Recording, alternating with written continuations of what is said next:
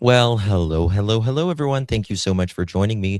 Really do appreciate your time tonight. We're talking about Jack and Lilly Sullivan, 4 and 6 years old, who vanished from their Pictou County, Nova Scotia home on May 2nd, 2025.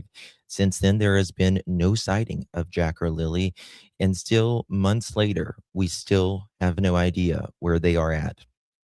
Many people believe that they simply walked off. Others believe that they are abducted, even though the RCMP has said that there is no evidence of Jack or Lilly being abducted. And others believe that someone may be inside or around the home may know more answers. We're going to be talking about a lot of all of this tonight. And there is going to be a mega creator town hall tomorrow. Make sure you don't miss it. It's already scheduled. So, a lot to talk about on the other side of this. I've walked through storms in scars and grace. Smile through pain with a painted face. They call me too loud, too much, too strong. But honey, that's the reason I belong. Every scar's a scripture, every tear's a hymn. I found my worth where the light grew dim. They tried to break me, but here's a twist. I turned my pain into a clenched fist. I'm an unbreakable woman, born of fire and pearl. I shine like grace in a reckless world. You can test my faith, you can shake my plan, but I'll rise again. Just watch me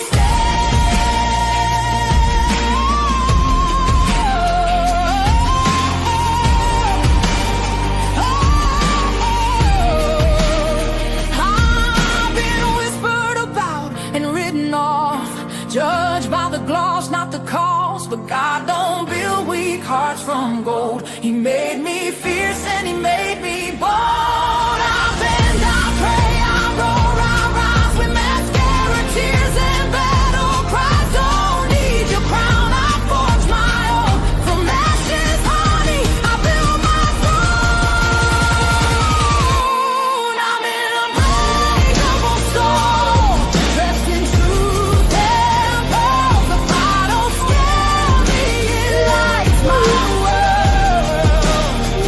You can doubt my voice, but you'll hear my name. I'm holy and hood, and I'm done with shame. For everyone called too much, too loud, too real. You're not to anything. You're exactly what power looks like.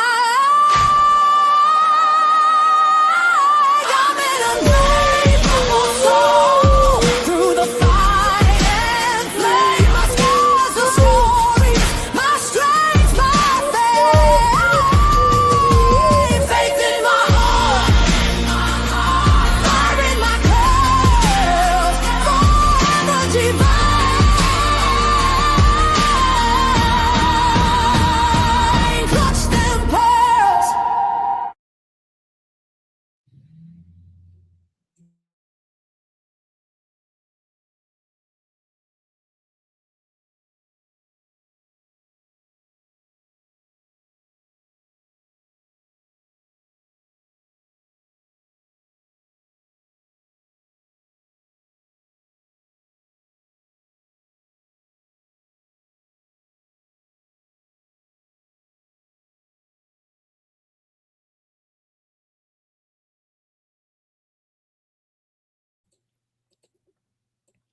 Well, hello, everyone. Thank you so much for joining me. Really do appreciate your time.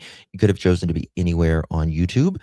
You have a lot of options anywhere on the internet, anywhere in the world, and you chose to be right here. I know your time is very valuable, and I do appreciate you spending some time with me. Today is December 18th, 2025. It is currently 8:21 p.m. the East Coast of the United States. Bonjour.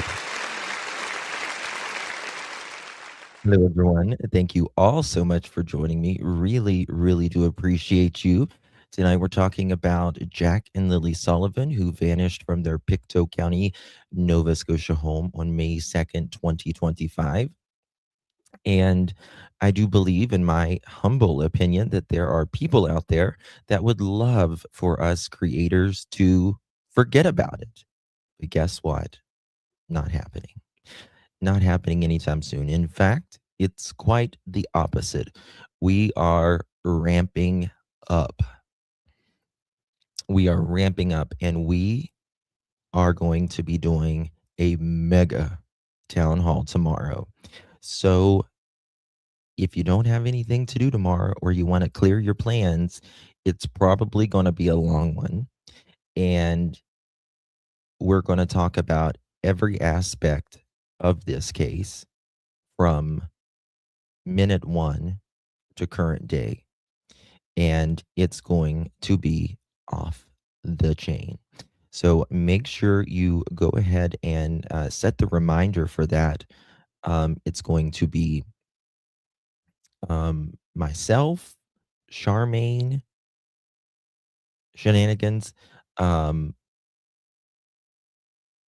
Daphne, and of course, Sunny. And so make sure you can go to any of our chats. You can bounce around, whatever you want to do. Would love to have you if you are interested in this case. Let me, guys, before we get started, if you don't mind, do me a big old favor and hit that thumbs up button for the live chat. And for the replay crew coming in later, how are you? Do me a big favor and please, please hit that big thumbs up button one good time, and would greatly appreciate it if we are in the live chat. And if we get to 1,000 thumbs up during the live stream, then we have a chicken party, and you don't want to miss the chicken party. Good to see everyone in chat. Let me thank Miss Holly. How you doing, Miss Holly? Thank you so much. Good to see you, Miss Holly. Appreciate you very, very much. My dear, if you received that pearl necklace, make sure you give our girl, Miss Holly, a big, big thank you. Thank you so much, my friend. All the blessings to you. And here is another one, Mr. Wolfie, giving up on Jack and Lilly anytime soon. That's for sure.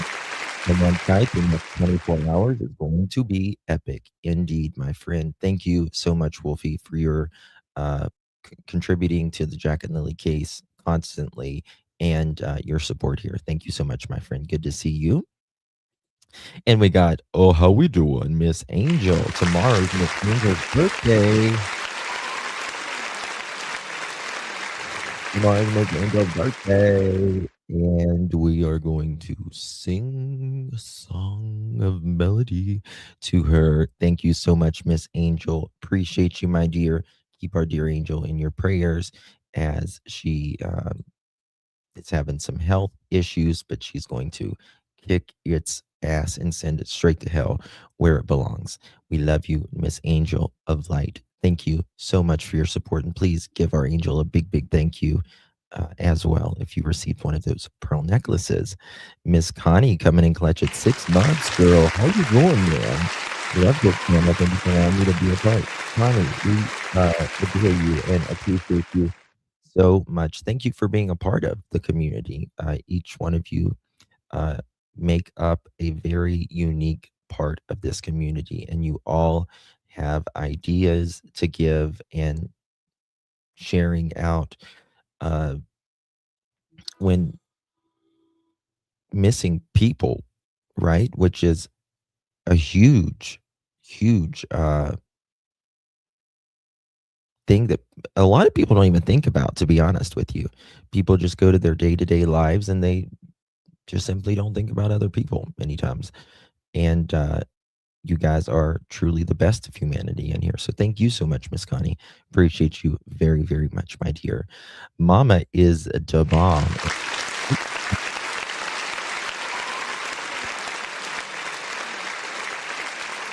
Really do appreciate you, my dear. Good to see you, my friend. And thank you so much, Mama's the bomb. Really, really do appreciate you, my dear. And Mimi, how you doing, Mama? Good to see you, Miss Mimi. Thank you so much, my friend. Really do appreciate you, Miss Mimi. If you received one of those pearl necklaces, give our divine member Mimi a big, big thank you. Thank you so much, my friend. Really do appreciate you, Mimi. Wishing you and yours the best in the holiday season and for the upcoming 2026 New Year. Can you believe that? We're in almost 2026. It's like, my kids are like, yeah, you were born in the 1900s. Yeah, I was. I was. It's so funny to me. Like my great grandmother, she was born in the 1800s, and I guess the rest of us were born in the 1900s, right? um, I'm not new. I just have to manually redo the membership every month. Oh yeah, yeah, yeah. Yep, yep, yep. No worries, my dear. Thank you so much. Appreciate you. Um, was it audio? What's that? What's that, Mohawk? What are we talking about? What did the Northeaster say? Let me just say hello to a few of you before we get started here. The real Northeaster. Does anyone remember which person had the recording of Durwood stating that if Daniel did have something to do with the kids, they would? I played that night before last. I played that here the night before last. I don't remember where it was. I might have it pulled up. I'll check though. But yeah, he did say it. Enoch, good to see you, my friend. Mimi, again, good to see you. Thank you so much. Angel of Light, appreciate you, my dear Miss Patty Allen. I often wonder why people don't. Yeah. Michelle, thank you so much for hitting that thumbs up. Hello, Miss Gypsy, coming in clutch. How you doing? And our Mensa Mohawk, good to see you, my friend. Love you. Leslie, always keeping it real. Ruby, hello. Teresa, Karen UK, Sherry Lynn. Happy birthday, Sassy. Is it Sassy's birthday today? Is it Sassy's birthday? Misty Moon, hello. Brandy, always in Indy. Sharon, hello. Sassy, it's your birthday. We'll have to sing to you, Lil Red. Me too. I know, because they are some lying assholes, aren't they? Deborah, good to see you, my dear. Appreciate you, Susan. Let's see here. Meemaw, good to see you. True Crime Junkie. Patty Allen, hello. Andrea, bonjour. Where the Wind Blows, good to see you. Debbie, hello. Let's see here. Tropicana, thank you so much. I took care of that last night. I apologize for all of that was going on there. So we got it taken care of from that person. CJ, hello everyone. Good to see you all. Let's before we get started, let me sing happy birthday to Miss Sassy. Today is her birthday, and I don't want to forget at the end because sometimes I do that. Happy birthday, Miss Sassy. Uh the world is your oyster and it's up for you to find the pearls. And guess what, Miss Diva? You did. You found the pearls. You found them, girl. We are right here. This is my really bad rendition, but I do it because I make an idiot of myself to make you guys laugh. So, of Happy Birthday, Mr. President. That sound like Big Ange. Happy birthday, Mr. President. To that the late great Marilyn Monroe sing to one of our presidents, John Fitzgerald Kennedy, so many years ago. Happy birthday to you. Happy birthday to you. Happy birthday, dear Sassy. Happy 3, 2.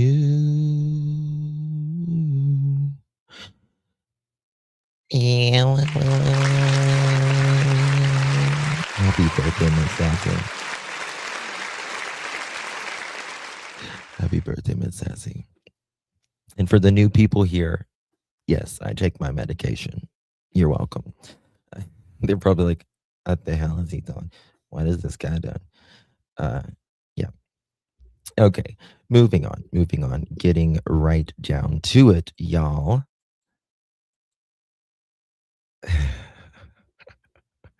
Y'all are so funny. Okay, let's get on down to it. So we have obviously been talking about Jack and Lily's case since day one, since just a few hours of them going missing, actually. And still, even so many months later, I find new stuff. And someone was just asking, let me just check and see if this is what we were looking for, because I was going to play this. This might have been it. Let me check here real quick. Okay, here we go. Culverts, did all the dirt roads, and then Okay, I don't then think he says he got home, parked the car, and then he searched on foot. Well, this one says he waited for the RCMP. And then there's another one when he returned, RCMP were already there. There are 3 different stories on the morning that Jack and Lily disappeared. What actually happened? They were gone. As soon as I seen that they were gone, immediately jumped in the car, did all the dirt roads, did all the culverts, checked over the rivers, the streams. I did everything. I did anywhere the vehicle could take me, I did. Yeah. And as soon as I got back home, like 10 minutes later, I immediately went out on foot till the officers got here. Don't you think that is a lot of ground to cover in 10 minutes? Don't you think? All of this, that seems to be a lot of ground. I was told 12 minutes. Okay. But then when I looked at the documentation and, asked questions and dug further, it was 22 minutes, I do believe. And were you at the house when they arrived? I was actually, when they were arriving, I was actually coming back to the house in the car.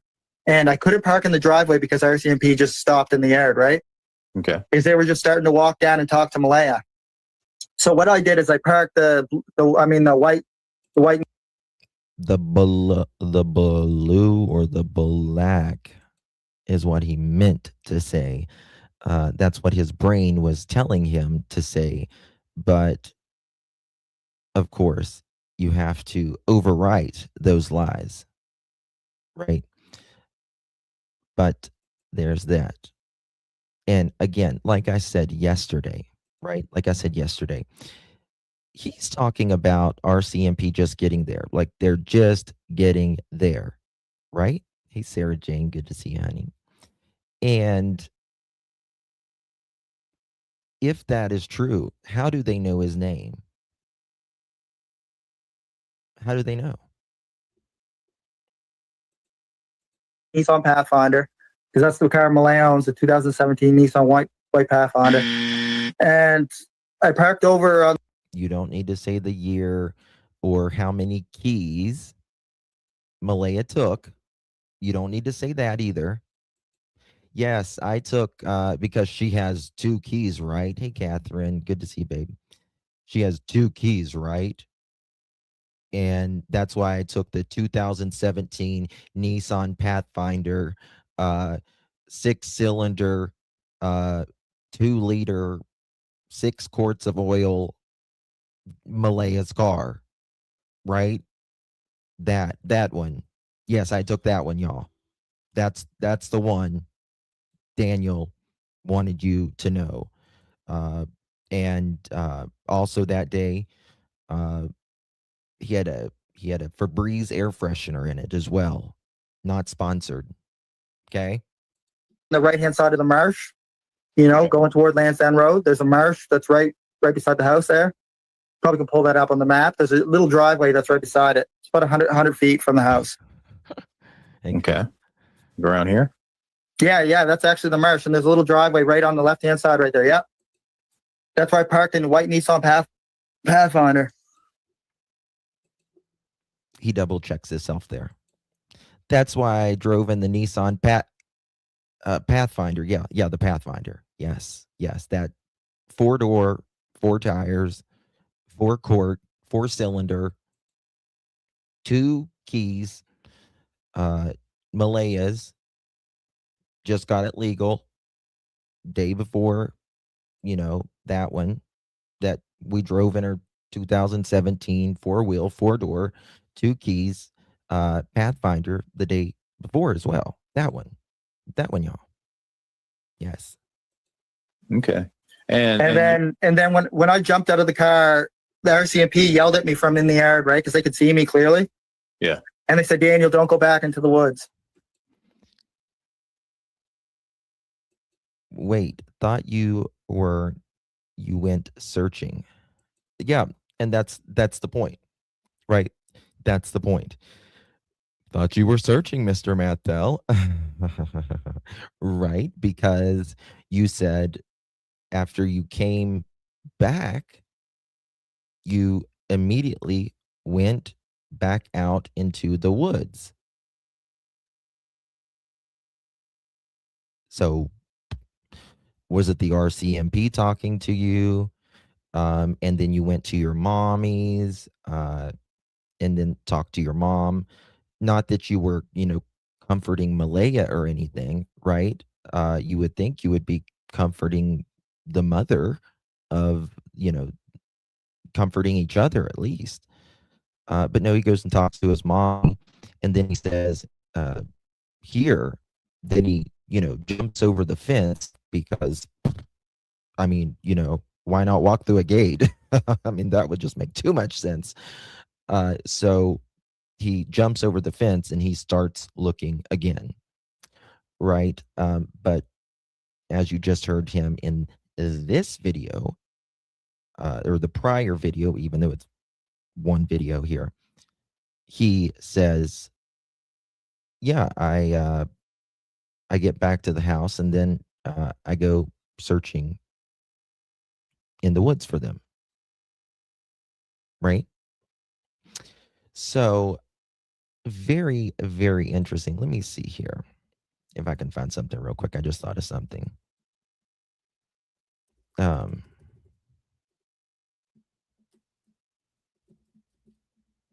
me check. I'm not going to spend a hell of a lot of time on it, but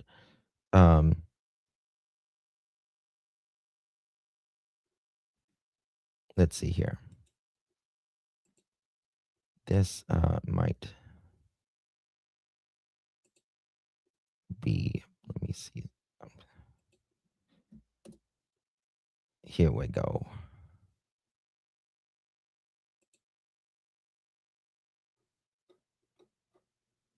Well, it just pulls up my video when I look for it. I'm going to be able to do it like this. Okay. Let's see here. I'm looking through an old video, guys. Just bear with me 1 second. Whatever happened to the ATV, we're going to come back to a part of that video in just a second. Okay. Here, ATV.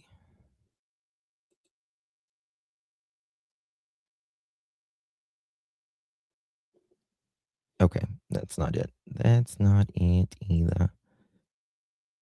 It might have been here. People can go. I'm not going to spend a bunch of time on this. It bothers me when I can't find something.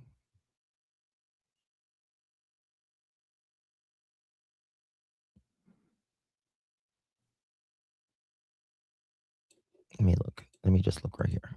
Sorry, guys. It just annoys me when I can't find it when I'm live. I'm pretty sure this is it. Let me see here. And of course, it's just swirling. I just literally am putting them out as I kind of had them given to me.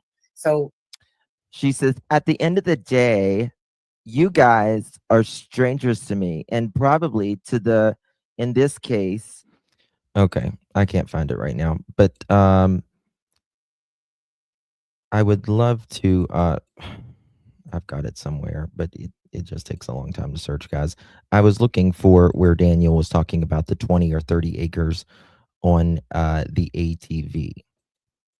That's what I was looking for, just to kind of show you guys that, because again, he just makes up whatever he wants to make up. And this is the thing, his story has to adapt, right?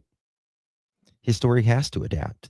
If it doesn't adapt, I mean, it would completely cave in. He has to find, you know, when they do adapt these stories, it's because there is something that needs fixed, right?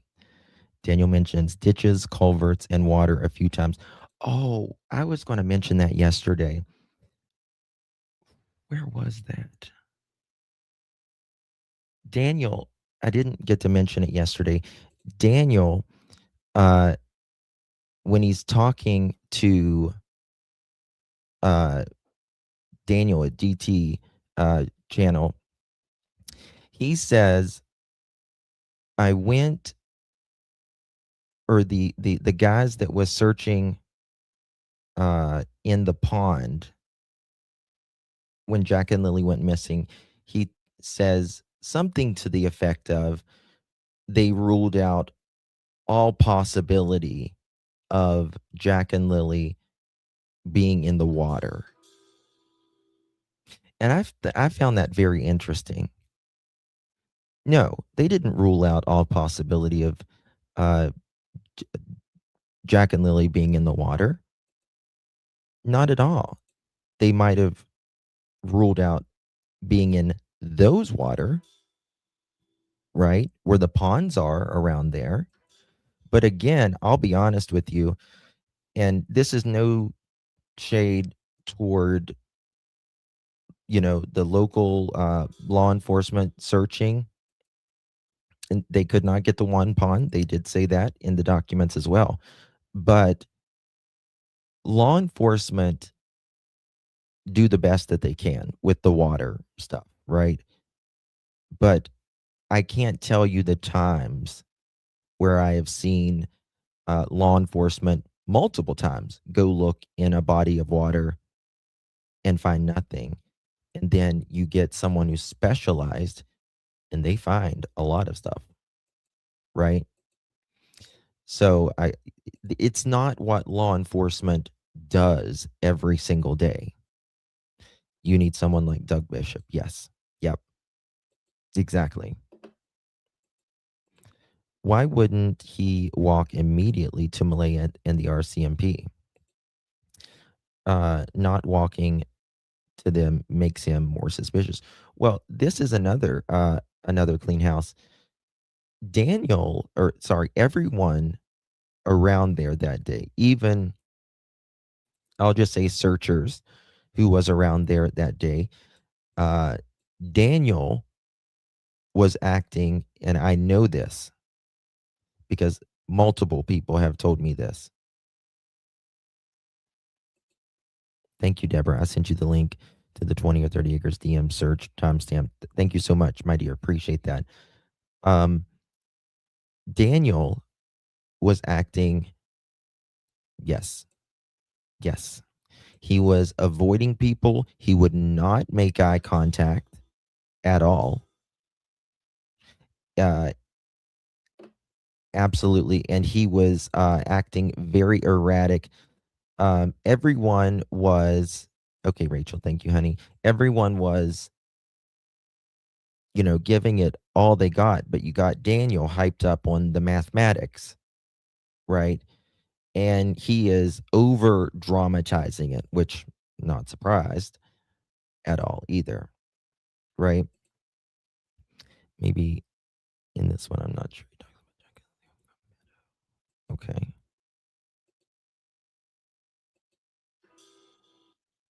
Okay. Let me, here we go. Here we go. Thank you for sending this, Deborah, and to the other who sent this as well. Okay, why is it not working? Okay, hold on one second.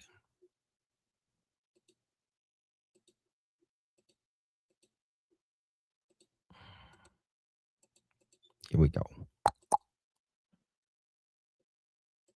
Totes. Home around 10 a.m. Friday, according to the RCMP. And Martel tells our newsroom he is beside himself. Quote, anyone with information come forward as fast as possible, end quote, says Martel. He adds, there is a dense forest and rough streams, and he himself searched 20 or 30 acres when they first went missing. Here we go. Here's the quote. Quote, I did all around the house, clutch them pearls. From their Gairloch home.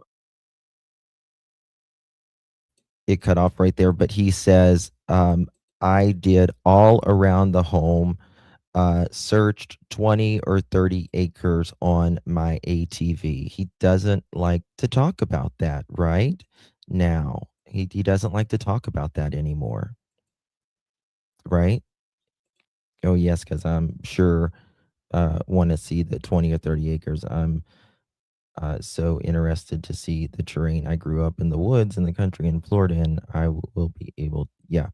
Well, this right here, which is interesting, if he did the 20 or 30 acres, like he said, he would have probably have walked right into that, planted blanket, along with those, in my opinion, planted shoe prints as well. But on DT's interview, he says, no, I've never, ever went to see where the blanket was or the shoe prints was. Never went there. Never went there. Okay, Daniel. That's what, and that's what most people would do. That's first thing what most people would do, right? Would go see these shoe prints. If the parents, thought it was Jack or Lily's, right? All of this, except, he denied the blanket to begin with. Okay. Moving on here. Let me, okay. He says, what's the neighbor's name, guys? Not Justin, the other one. I can't think of his name right now. Help me out. Ron, not Ron. Shit. What's his name? What's his name? I can't remember. Brad. Thank you. Let me pull this up. Brad. Okay.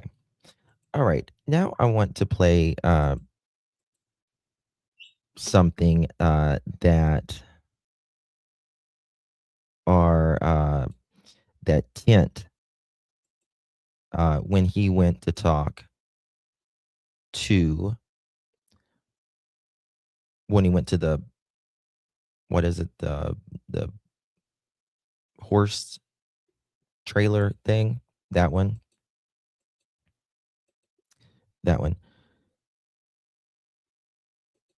Let's see here. Let me find this right here. Listen to this. He probably getting drugs in it. Yeah. Yeah, but sometimes he used to come to our house and Bible hell. Yeah, it's And he fine. stayed outside all the time. His face was, sometimes you see the skin is like yellowish green and he's dying. I said, you gotta be on drugs or something. Yeah. And he's not, every time he dropped the kids off, he was never there. And he probably wasn't even working. He wasn't working no once a week. Yeah, he just dropped a sells- bombshell like 2 days ago. He said that the black eyes on the way 2 days before that I was showed the missing. detectives some of the pictures because the boy looked like he's hard to get along with her grandson. Like you tell him to do something, he won't listen. He might have got mad and grabbed him by the neck and broke his neck. You don't know. You know what I'm saying? He might have. I don't know. Everyone that I have spoken to, all of, oh, really, Cuff? Oh, yeah. This is Malaya's stepdad, if you will. And Tint did an undercover thing. They had a horse trailer listed in Facebook. And when he went there and acted like he was interested in the horse trailer, and he said, well, I live in, Pictou County and all that. And he brought up Jack and Lilly, and he's like, oh, well, he took the bait instantly. And they just started talking and he was recording. So this is Malaya's stepdad, if you will, Cindy's boyfriend. And he knows, obviously, Daniel and Malaya because Jack and Lilly went to their house all the time. But he says something right here that every person that I have spoken to privately, on the record, off the record, says that no, Daniel, they believe he was mathed up that night and he lost it. He lost it. He's got a temper, and he gets very paranoid as well. Now,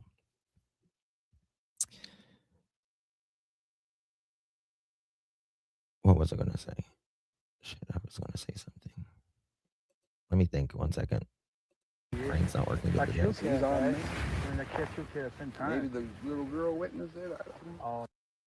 Oh, You never know. You never But know. her psychic says, That's for sure.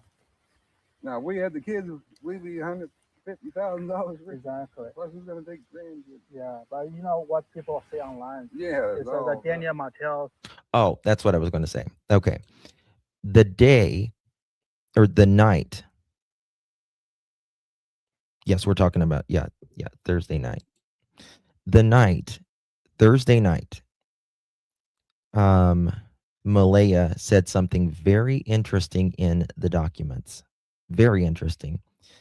That the kids were hyper that night, right? They were exceptionally hyper and loud that evening. And if they weren't listening, right? They weren't listening, or they weren't going to bed.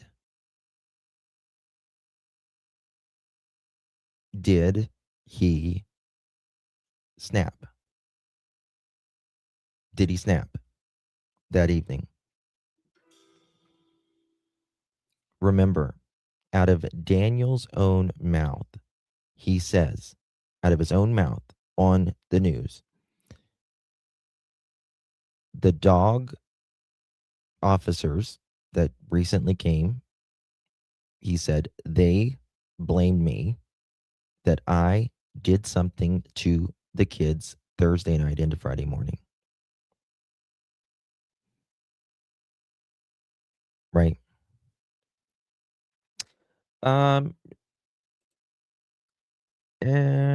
She could have, but I don't think it was Malaya that snapped. I don't. I think she was a very crappy mother. I think she allowed a lot of stuff. And I think she was lazy as hell. But Daniel wants to throw Malaya under the bus. In fact, remember what he said to the reporter. He said, Malaya, the day after Malaya left, nobody was even really looking hard at Daniel or Malaya. Everyone thought it was a little sus, but you give it time, right? Daniel said, she left. She's going to blame it all on me. She left. She's going to blame it all on me.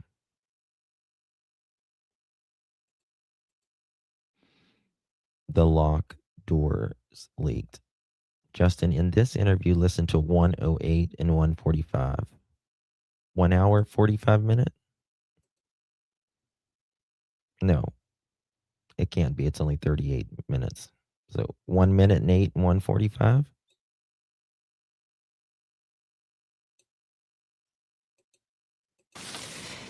The man walks up to the farmer's farm. He knocks on the farmer's door and asks not to buy the horse, but the farm, and makes an offer. So Yeah, this is from a movie, if that's what you're talking about. Up from the sky. I don't know what you mean by that. You'll have to maybe tell me. Okay. Keep listening. Get the daughter back. Being allowed to stay here Oh, for some reason. Can't. And plus, I told her he's looking for work himself. I said, you're looking for work? I said, who's babysitting? I ain't babysitting. You get what I'm saying? Now, remember, Malaya has worked one job in her entire life. Like one public job. That's it. That's it. That's all. Okay. Okay, gotcha. That's it. He's looking for work. You didn't want to take care of it. Your little daughter, yeah. So you take care of her. No, I ain't taking care of her. I'll watch her once in a while, but I ain't going to babysit. You better hire a babysitter or take the baby. You're a great grandmother and drop her out like that. Yeah. I like kids in there. Plus, you don't say hi or nothing. Sometimes you say hi. Sometimes Then you get a happy Father's Day. I know. You get what I'm saying? You used to hang up in the middle of Let me find it. It's up here. Really? that means somebody slapped me. Who, Maria? Hold on. Did you put her hands up? Listen to this. She'll rub my head and I go to touch her. Did you put her hands up? Really? That means somebody slapped me. Who, Maria? Probably could be her, could be. Okay. So this is Abuse 101. Abuse 101, right? Wade said he would, sometimes, put his hand up and, like going to, tap, kid on the head or whatever. And they would jerk. Now, Malaya says, and others. Let me just think about this for a second. Daniel says he's not abusive. He says he's not abusive at all. The two ladies that I've spoken to said he was abusive. One showed pictures, obviously. Malaya said, and I don't believe she's all being truthful, to be quite honest with you, but because of CPS reasons, in my opinion, but she said that Daniel would hold her down, right, and steal her phone and not take her phone. But mental is, bad as well, very bad. So you have 3 women that we've heard Malaya, and I've shown you the other 2 women that said that he was abusive. You have that, and then more importantly, you have Jack and Lilly, who have a lot of bruises. A 4-year-old gets a lot of bruises, he says. But more importantly, one of the most damning things, in my opinion, and this comes from Daniel himself, a text message that he shared very early on. And it was Daniel's two other children said that they witnessed their father, Mr. Mattel, being abusive to Jack and Lilly. Now think about that just 1 second. Kids don't lie, right? Then you have Wade here saying, oh yeah, put my hand up, and then, they flinch. They flinch. The police hold them until they talk the truth. Yep. 1000% Wolfie. I agree. Yeah.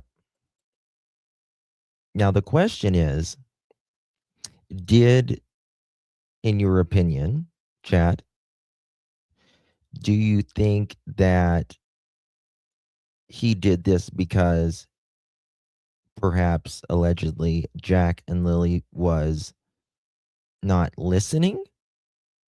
Or was this a fight with Malaya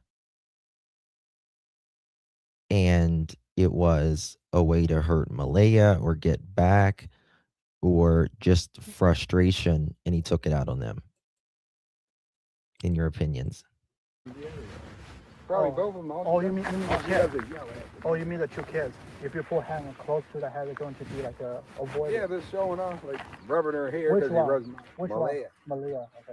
Jack, I don't use full of hand. You see why?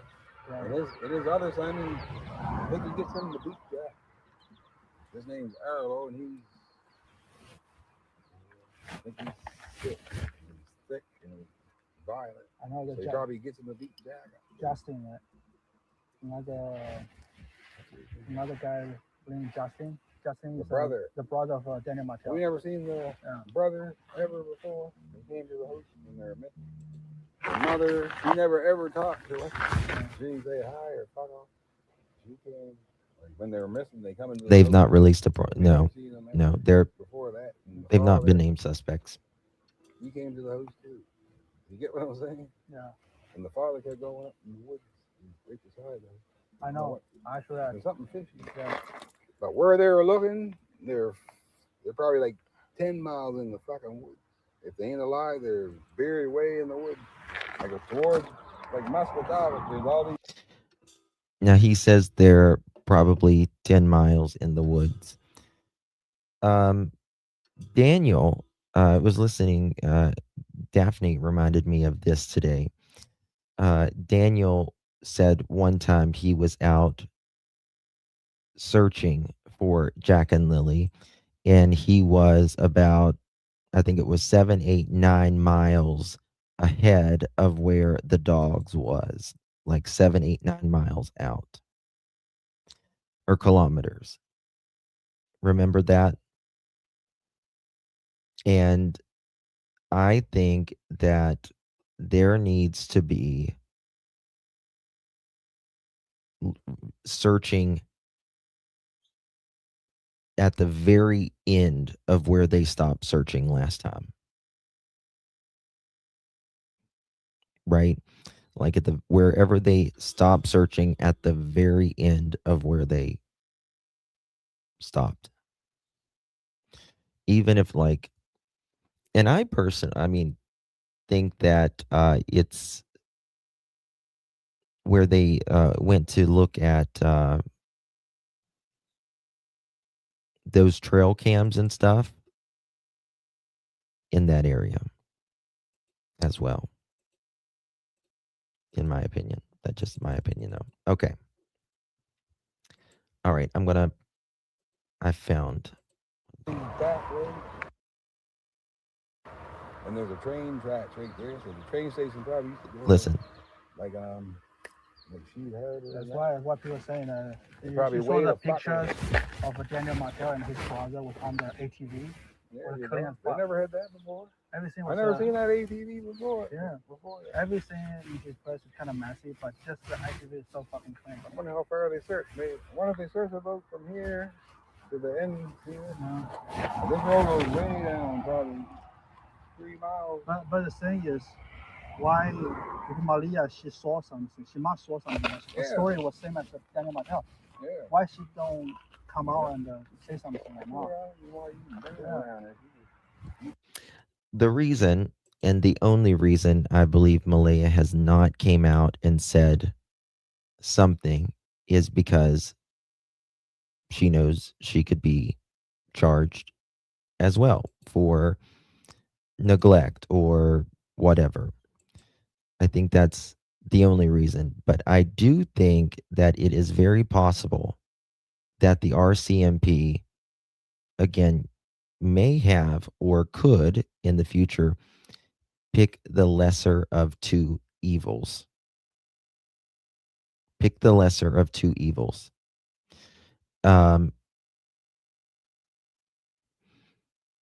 You know, and you know, this is a big topic. This part is because it's kind of like, is it the chicken or the egg? Which one would be more evil, if you will?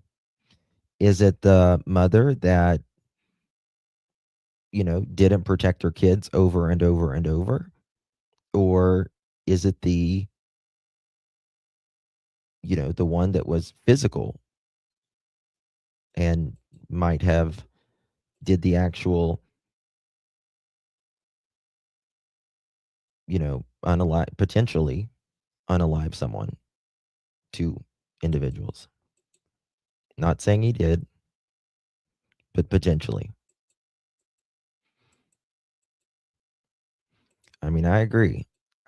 Both. That's what you want. That's what you want. But, you know, unfortunately, sometimes, especially in crime, you just don't always get everything you want. You know what I mean? Remember him telling DT about parking near her for the CPS visit in Truro? Yes. Think she is afraid of him. I think she's afraid of him too. I do think she's afraid of him, but I don't think at this point that's enough for her to not say something. Now, I mentioned a theory kind of the other day that, you know, that maybe she was kind of afraid in the beginning or something. You know, they just called 911 and they were like, the kids are missing. We don't know where they are. And she was going to tell, but,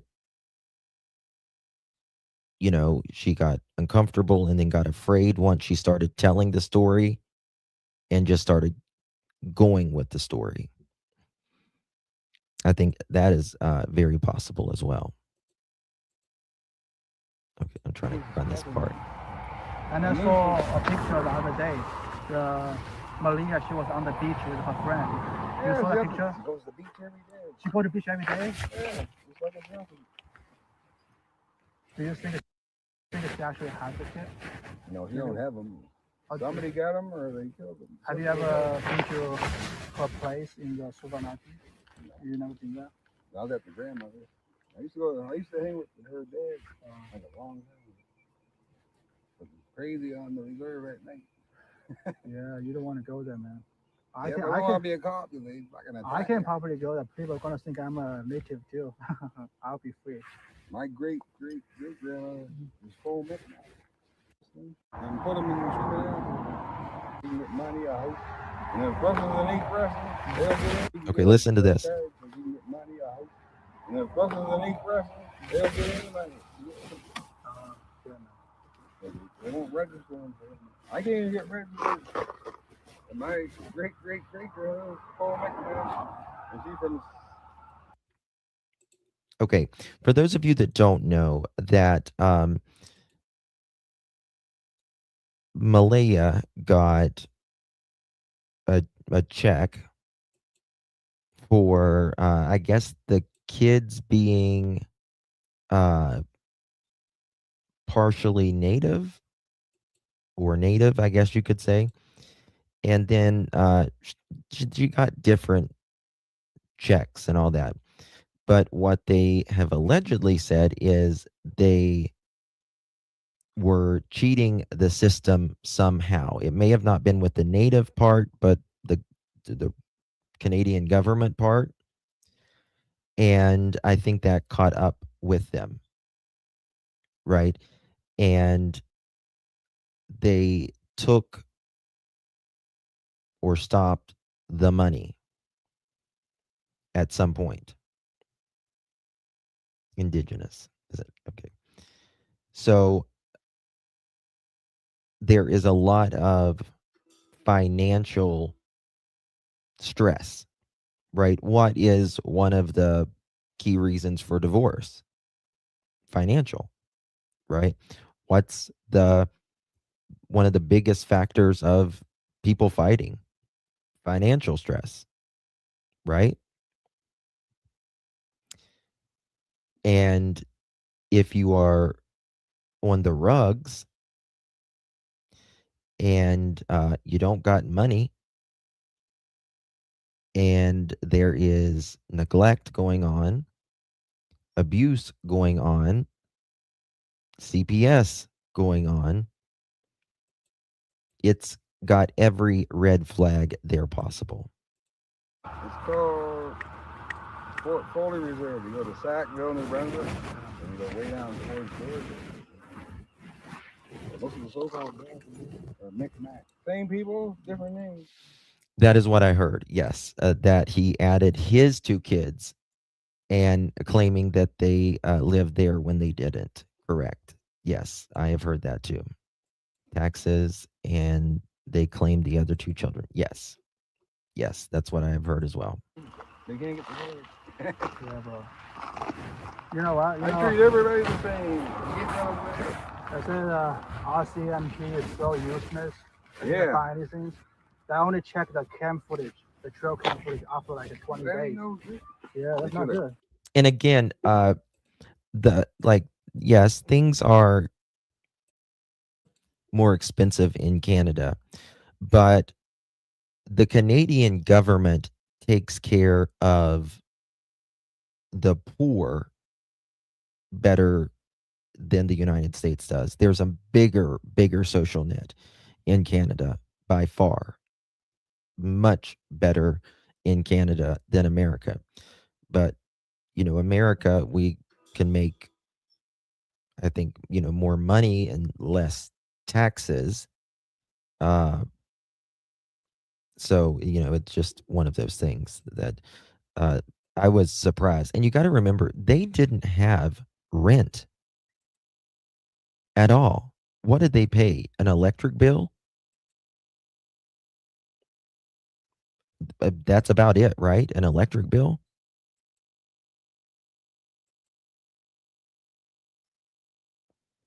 The government will cut off your baby bonus until you file taxes in February. Yeah. Yes, and he didn't file too. Yeah, something like that. And they said they say like 30 or 35,000. No, they are not married. They're not married.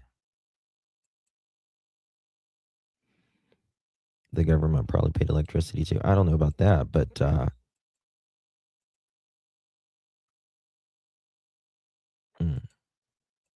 don't know.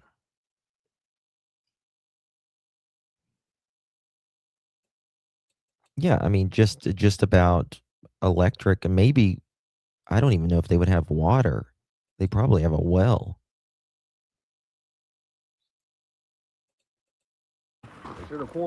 So the question is, like, what are they? It had to, Leslie. Like, it had to go to. I mean, they didn't have shit. You know what I mean? Like, nothing. And this is the thing. They were getting that money right? No bills. And they were still scamming Malea's grandma, right? What, the day before or the day of, I can't remember. They had her credit card. They had her credit card. That's what I think too. That most people in that kind of area has a well, right? The whole fucking block, people all in the people in the Yeah. They're saying I was even in the woods. As soon as before I even got to the place, they said the kids are missing. The first thing I saw is them. I even told the police. I can't blame you. I mean, I It's actually, them. Did y'all hear that? When they first went missing, the first thing I thought was Daniel. And I've always said this, and a lot of people, a lot of other creators don't talk about it, but I think it's a big deal. For Malea's side of the family, the next day, the kids hadn't even been missing 24 hours, started blaming Daniel. Because that's a big accusation, right? Like that, especially that early on. We think you did something. And a big old fight broke out. Well, why would they think that if they knew Daniel was a good person to Malaya and the kids? Why would they think that? You wouldn't think that if Daniel was this doting stepfather and or I use that term very loosely because they're not married, but was doting with Malaya. Right? It's very telling. Yes. Thank you for hitting both likes. I appreciate you. Yes, guys, please hit that thumbs up button if you haven't yet. We greatly appreciate that. And that's when hell broke loose. And it seems like what Malaya's sister said, Malaya had a breakdown outside of the driveway there. And you know your sister, you know your daughter, you know your family members, if they're acting strange or if something's going on, right? You know. And Malaya's sister said, "What's going on? Get effing talking." Oh, thank you, Cassie. Get effing talking. And that's when she said, Daniel has been on the math for 2 years, at least. I think he just hit it for the first year. The girl knows. Malaya knows. Guess what? They're $34,000 in debt. So they might have been ripping off Daniel Martel? both of them brothers. They're probably registering all 5 kids. I wouldn't surprise me. I only work like once a week. You get this here? It's not even working. So he wasn't getting no money at the 20th. You get the child or the kid checks. Yeah, not like milk money. They're ripping them off. They owe $34,000. Their grandmother's credit card, $8,000. David stole the card, and she's even dead. Another time she bought 15. Said you'll pay her the next year, and she told her right to pay her, "I'm not paying you back. You can't be good to it." I think probably Daniel Martel. Right? You're saying don't bring him the Yeah, but some people online also said maybe Malaya did bring the kids to reserve because Daniel Martel was being abused to the kids. So she was trying to protect the 2 kids. I know, but where are they at? Yeah, that's what Joe said. Joe said You never Malia know. for those kids to the supermarket. No, she just had the baby there, but the CPS took her and they put her So in foster care for now. I think she's getting her back, middle, and then she's gonna live on the reserve. Okay.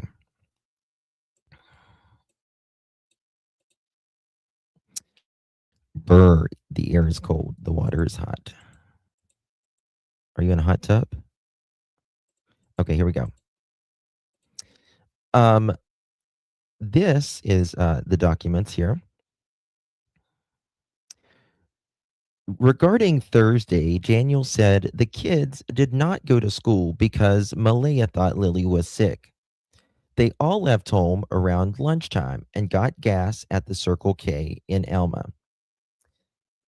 Then went to the Tim Hortons drive-thru. Daniel said he thought the kids were sleeping, which is weird to me that they're sleeping already when they had just woken up at 9 or 10 o'clock. But anyway, they drove to Truro and went to Malaya's grandmother's house to do laundry. On May 12, 2025, I listened to Daniel's initial statement taken to hold on. Rogan on May 2nd, 2025, and read, okay, so this was May 2nd. Again, Daniel, this is very important, guys, because when people take up for him and say, well, how can he remember? How can he remember this far out? Well, first of all, my father died when I was 11 years old, and I've got a memory of a goldfish, and I can remember everything about that day. Before he died, he died of a massive heart attack. I talked to him before I went to school, and at lunchtime, they came and got me, and he was dead. So I remember before that, I remember all day during school. You remember those things. Okay? Now, this is why Daniel should be able to remember, because on May 2nd, he gave a statement. They gave a statement, right? He gave a statement that day. And you couldn't remember last night, Daniel? You couldn't remember last night? So by noon that day, they're getting statements, right? By noon that day, they're getting statements. And he can't remember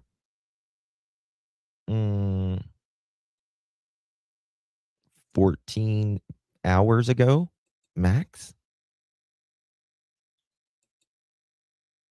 Right?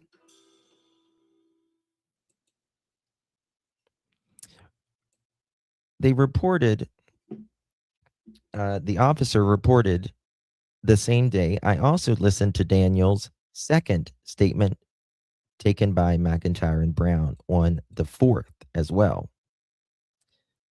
They left their grandmother's house on 9:30 and got home around 10:30 p.m. Then put the kids to bed. Daniel said he thought Malaya put them to bed. Daniel is already lying. Right? Daniel's already lying. Thank you, guys. Appreciate it. Daniel is already lying, right? Because he's saying that they went to their grandma's.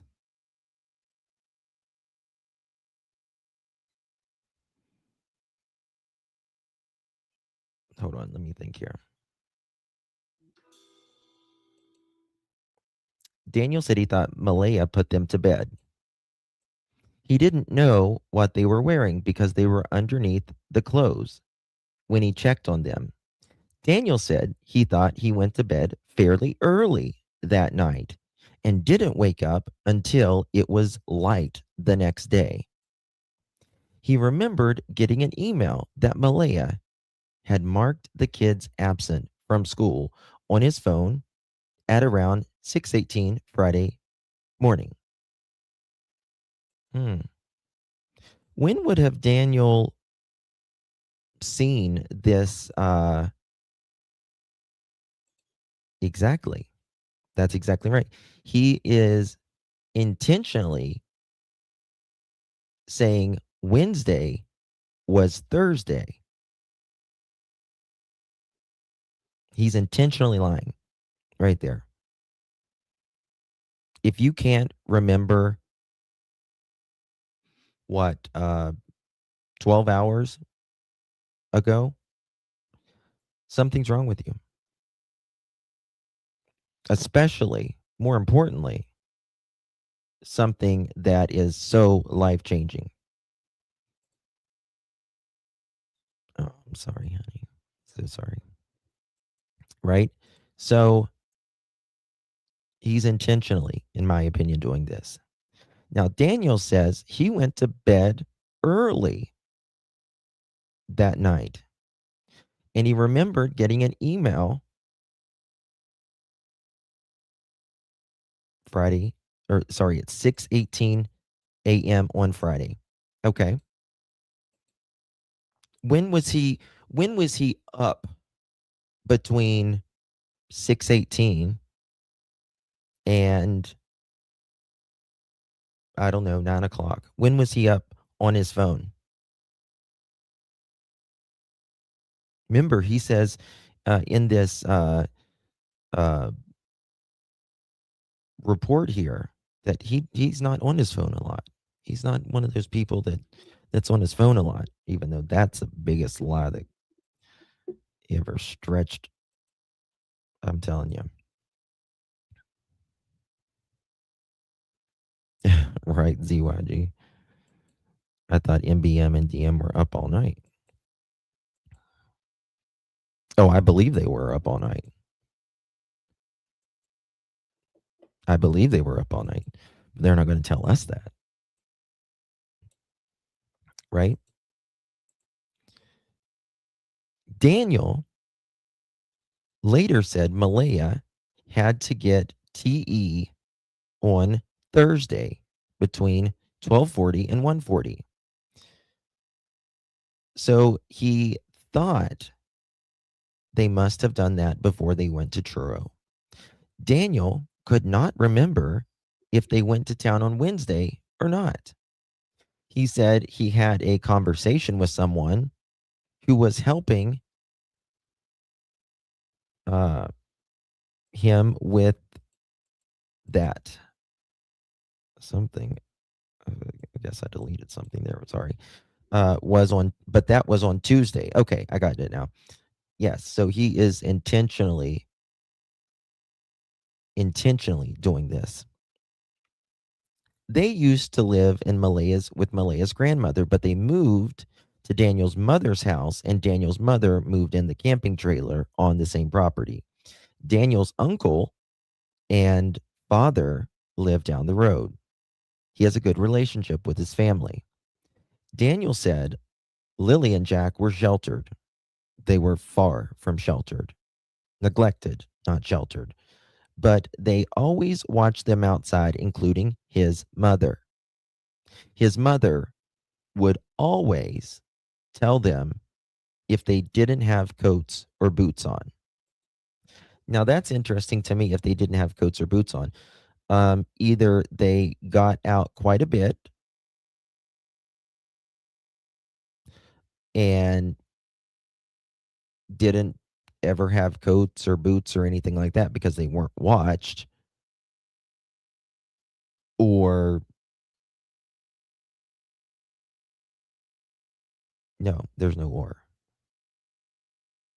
Right? There is no war. But Malaya, he says his mom always contacted. Now listen to this. He said discipline in the house was just talking to the kids and telling them why they could not do things. Daniel said the kids did not listen to Malaya. They only listened to him. He said they did not physically discipline the kids. Does anyone believe that? Does anyone believe that? I certainly don't. I certainly don't believe that. They must have not had coats or boots on regularly. Well, they didn't have coats on the regularly because, well, the school got them coats. They were concerned about them. They were very much concerned about him. Right? Okay. Okay. Listen to this. Daniel said his Google Maps would have his location, and he always kept his location on for Malaya. So she would know where he was, and she did the same for him. He said on the second day he had cell phone service when he was searching. Isn't that amazing? Isn't that amazing, guys? The first day, Daniel says, well, it was no use to take my phone anyways, because there's no cell phone service out there at all. So I left my phone on the nightstand, by the, 2 keys, because there's 2 keys, right, on the white 4-wheel car or whatever. The one that he over explains. But the second day, he takes his phone. And guess what? It had service. It had service. How did it have? I mean, isn't that a miracle? That's a miracle that it had cell phone service. And he says on the second day he had cell phone service when he was searching, and his Google would show his locations. He said he used Google Maps to get out of the woods one time, and he sent Malaya a picture of it. This cretin, right? This cretin right here, right there, does not need any help getting out of the woods that he grew up around at all. It's just another lie. Remember, mommy and him and dada and brother, they all grew up in this area. This is an actual picture of Janie when she goes out and feeds the chickens of the morning in her underwear. This is an actual picture. Yep. That's my washer spinner. There she is. Daniel, I told you, I don't want any more of your meth hose around here. I'm not washing any more clothes, Daniel. Okay? I'm done with it. This Temu washer spinner can only handle so much. Okay? I am going to the Dollarama to get some, I don't know, baking soda to put in the wash. And let me tell you something. Stop stealing my baking soda, Daniel. Stop stealing the fucking baking soda, okay? The next time you do it, I'm not going to wash your underwear every 6 weeks, okay? I'm just going to tell you right now. You already smell like ass and pork rinds, Daniel. You already smell like ass and pork rinds. And you already look like ass. Okay? You already look like ass. That hair growing on the back of your neck won't trim it up. Mommy's tried to, trim it up so many times. You got all kinds of hair on your back of the neck. And my dog, God, it doesn't have a damn hair on it. It's not fair. Not fair. My little doggy stresses so much. He stresses so much because of you, Daniel. We all stress so much because of you, Daniel. Yes. That was my nickname in school. Was bow-legged bird. That was it. They called me the bow-legged bird. Let me show you something. This is an actual picture right up here of Miss Janie judging me while I was at the pharmacy checking out, getting nothing but lube and Reese cups. She talks about people judging her. She judges me. She judges me. Yeah, little Tucker. And for the record, I did not have Justin's dog that day. I did not. No, they were not coming in my trailer. That was little Tucker barking. He was hoarse. He was hoarse from barking. So it sounded like a That's what it sounded like. Right? And, little Tucker, he smokes a little. I can't, He rolls his own papers. He does. Poor little thing. But my little math tail man, telling you, he's a sweetie.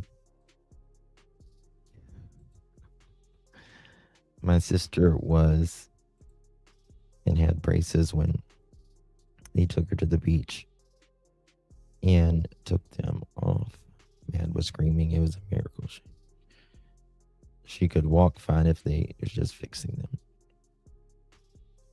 You mean leg braces? Like leg braces or teeth braces? Hey, lean on me.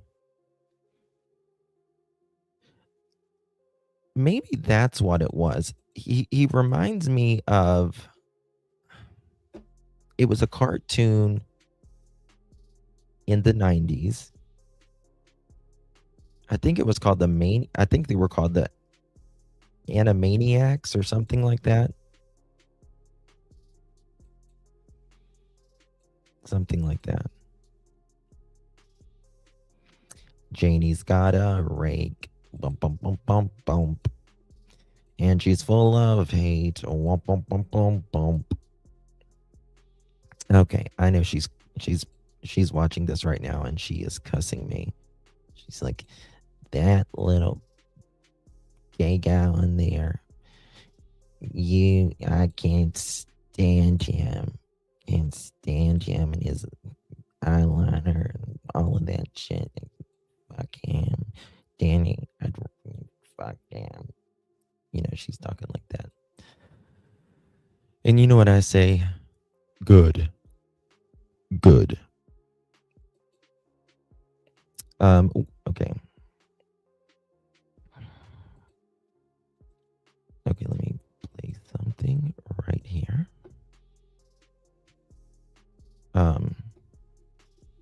Damn. 2 seconds, y'all. Apologize. I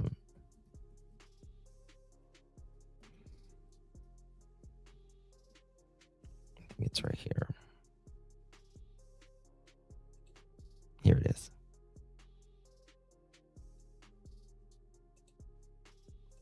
We're going to come back to this document in just a second. Yes, that was it, Sassy. We Are Zany to the Max, something like that. The song was. I think that's who Daniel reminds me of. Especially in the DT when he's like really up close and, you know, lying his ass off. We were in Halifax when we got the news. Nope.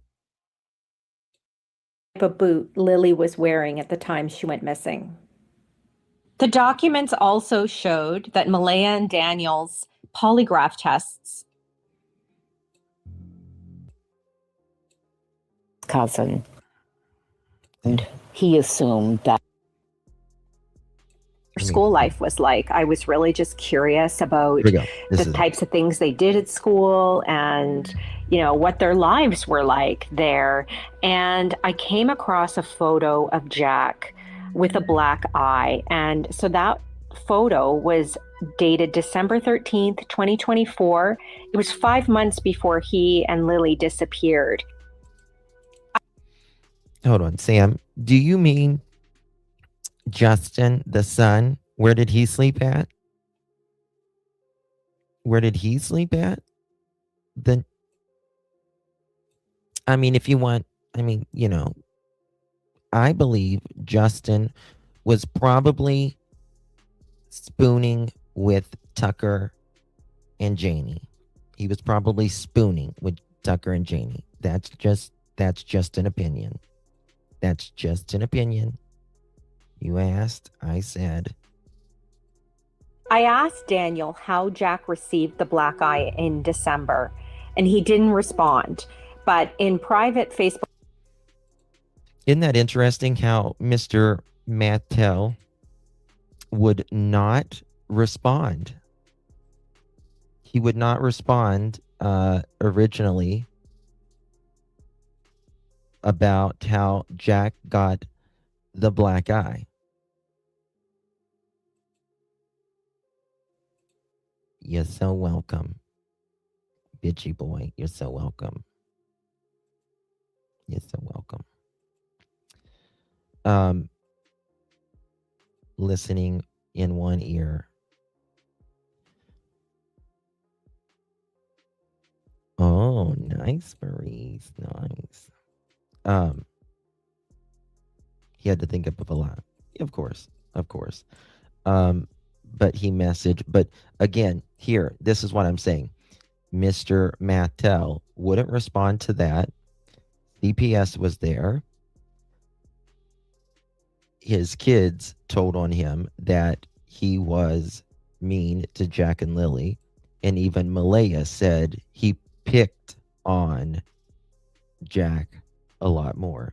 And he cries. That's when he would cry. He would have more of an emotional breakdown when he would interview, when he would talk about Jack. Facebook messages that were shared with me, he acknowledged that Jack had many black eyes. He said Lilly even had a black eye when Jack and Lilly disappeared from an incident that happened on May 4th. Question. Put a 1 in the chat room if you ever had a 4 or a 6-year-old, not that had a black eye ever, but by 4 or 6, but had many black eyes by the time they were 4 or 6 years old. Because it doesn't happen. A 4 or 6-year-old doesn't get many black eyes at all.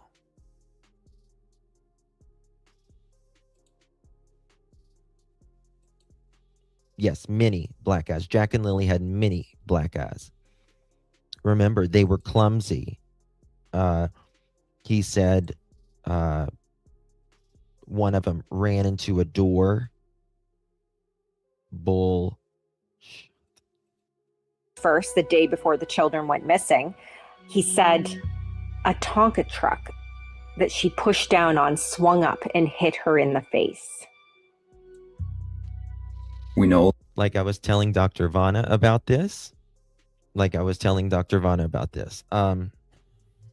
Now, it is a common way for a child to be pushing a car and they put too much pressure on it and it rolls out from underneath them.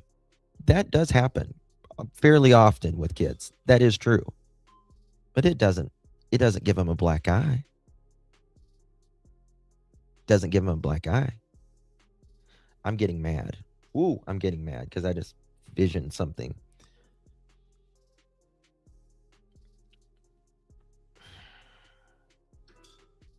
That busts your chin or your mouth.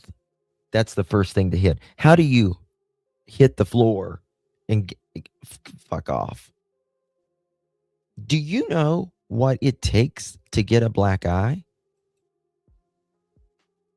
Again, we're pliable. That's why we don't bruise. Our veins aren't busting when we're moving. It takes massive force. Like, I don't know, a man popping a 4-year-old or a 6-year-old. Think about that. Popping with a fist. You want to talk about infuriating me? That infuriates the shit out of me.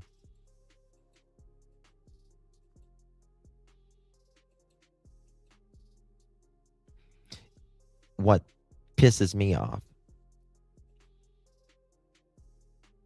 is Malaya and Daniel says Jack or Lilly can't regulate their emotions. You know, they were just all the time, you know, just bad. Wouldn't listen. And you know what, Daniel? You can't regulate your emotions. You just got to go start swinging, don't you? That's what you got to do. That's what you do. You just want to start swinging on a 4 and a 6-year-old, in my opinion.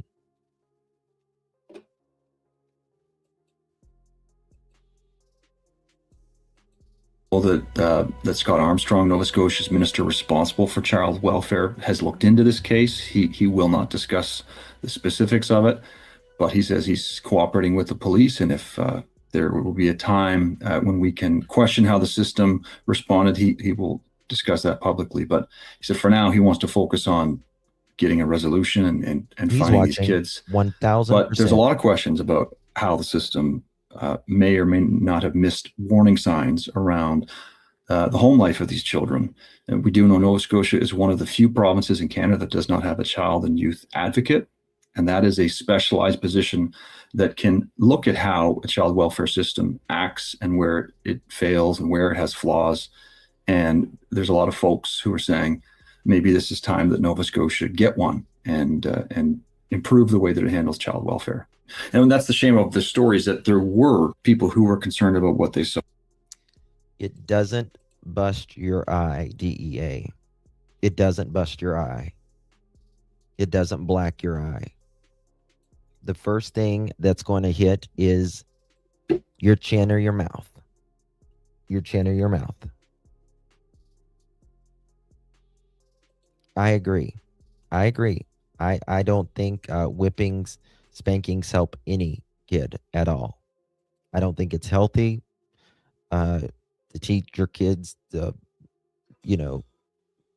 hit when someone's not doing the right thing, or spanking when someone's doing the right thing. But it's not against the law in the United States. I don't know about Canada.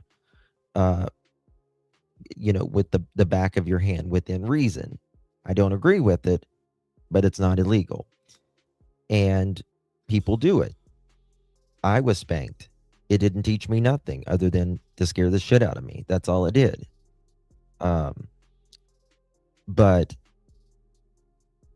regardless, if you can't manage your emotions when you're angry, you should never discipline your kids when you're angry. You should never discipline. If you are angry, you need to cool down before you do that. Right? That's what you got to do. Because, yes, kids will push your buttons at times. Oh, yeah, they will. But that's not the point. You're the adult. You're the one that are teaching them.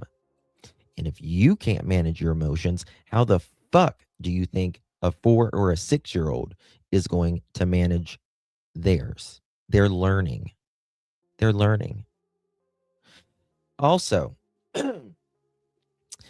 I wanted to talk about Mr. Mathtel saying that the reason CPS came was because particularly Jack wasn't listening in school.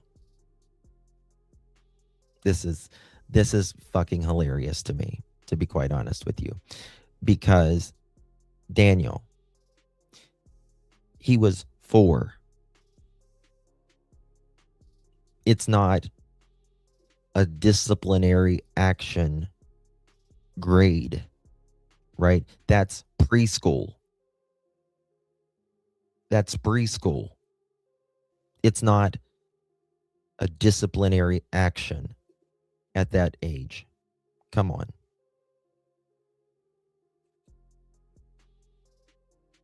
Come on. No 4-year-old listens. That's how they learn. But yeah, he said CPS came there to because of disciplinary actions for Jack and Lilly, and Jack wasn't listening in school and all of that. He's in preschool. Preschool. And let me tell you something. Boys mature a lot slower than girls. Way slower than girls. Girls will hit milestones quicker than boys ever will. Ever will. They learn faster. They mature faster. Boys are not like that.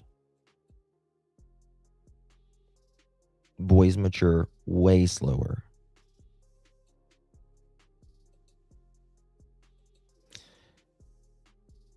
And just statistically, or not statistically, scientifically, girl babies are stronger than boy babies, right?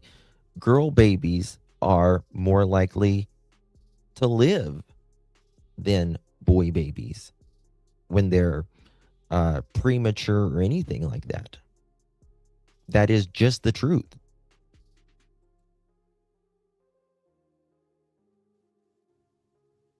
Yes.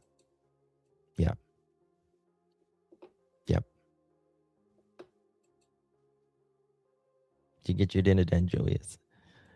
Trying to throw shade on the kids. Oh, yeah, sounds familiar. Yeah. Yeah.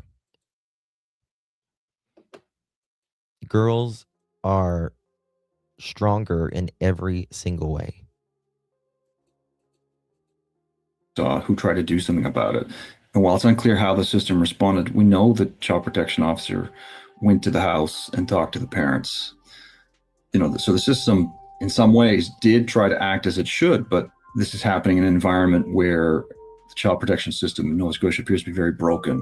So there's a lot of questions that still need to be answered about what exactly happened after that visit to the kids' home before they disappeared. Well, yeah, women are tougher. And that Lovely's house, that is true. In fact, like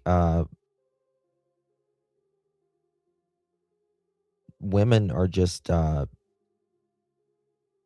men are tougher physically, right?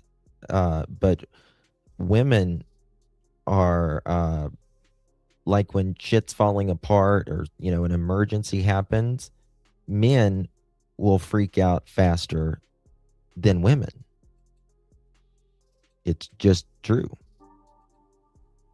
Well, 4.5 months later, after Jack and Lilly disappeared, the country is baffled and, frankly, yes, and women are far more more pain tolerable, right? They're much more used to physical pain. A man, we bitch and moan and cry and scream and over a hangnail.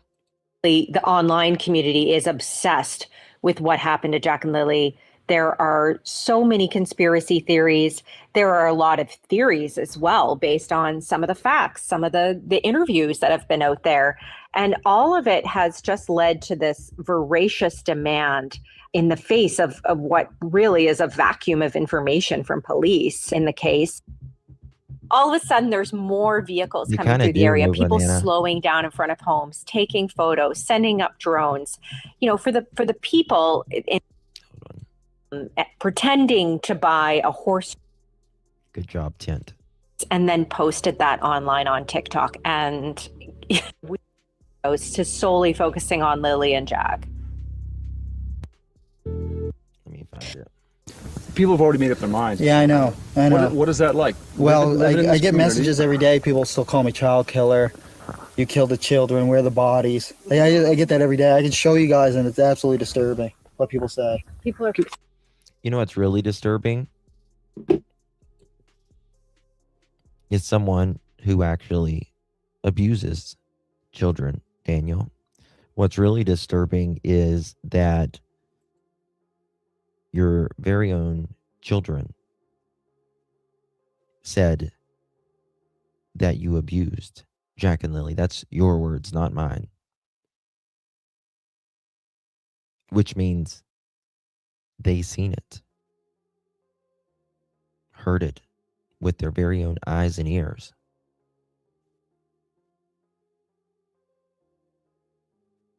That's what's really disturbing, Daniel. Sending you Facebook messages? Yeah, constantly. I'm sorry, Dan. Constantly. I just ignore them. What do you want those people Far to know? from Those folks ignoring who are reaching you. out to you. Are these strangers? Are these people that know you? No, they're all strangers from all over the world. It's Really? worldwide, yeah. And just sending you a message on Facebook saying, Yeah, because I always keep my messages open so anyone can message me. That's why it takes me so long to get back to everybody, because I have hundreds and hundreds of messages. And it's complicated for things for us, right? Trying to do actual reporting on the ground. Some of the folks in this community, they don't see a big difference between a YouTuber in the UK or the US and someone reporting for a Canadian newspaper. And so there is a trust that we have to build up with some of these folks, because, in their view, YouTubers and people who are, trying to get clicks for their true crime podcast, who are less concerned about getting it right and are more concerned about just drawing traffic, we have to convince the folks who are talking to us that we're doing things differently. That This is why big media, nobody trusts you anymore. This is why everyone goes to independent reporters now, because you don't get a 3-minute story. You get all of it. So in searching for him and his role in their lives, we found his mother, Belinda Gray. When we arrived, she was out with her sun hat on and her gardening clothes. The relationship, that this will always be. Lilly is full of life. She's into everything.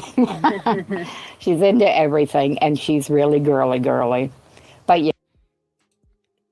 She's into everything. She's into everything. Is it possible Lilly got into something? Me either, Joyous. Me either.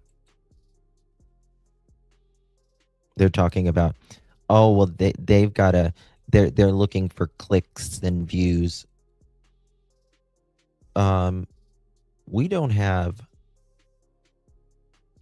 stock shares holders to keep happy.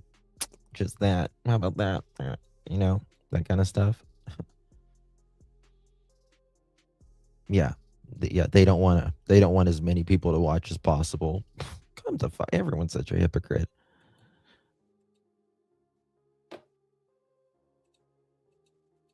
Yeah, she used to, whenever she come to visit, she got so used to seeing me in my hats and wearing glasses. So I had to take an old pair of glasses and break the lens out of them so that she could wear them around the house. What I think happened was Daniel. That's what I think happened. Daniel happened. And when Daniel happened, I think she got on it as well. That's what I think. Night, Angel. Love you, darling. Appreciate you. Okay. Let me find it here.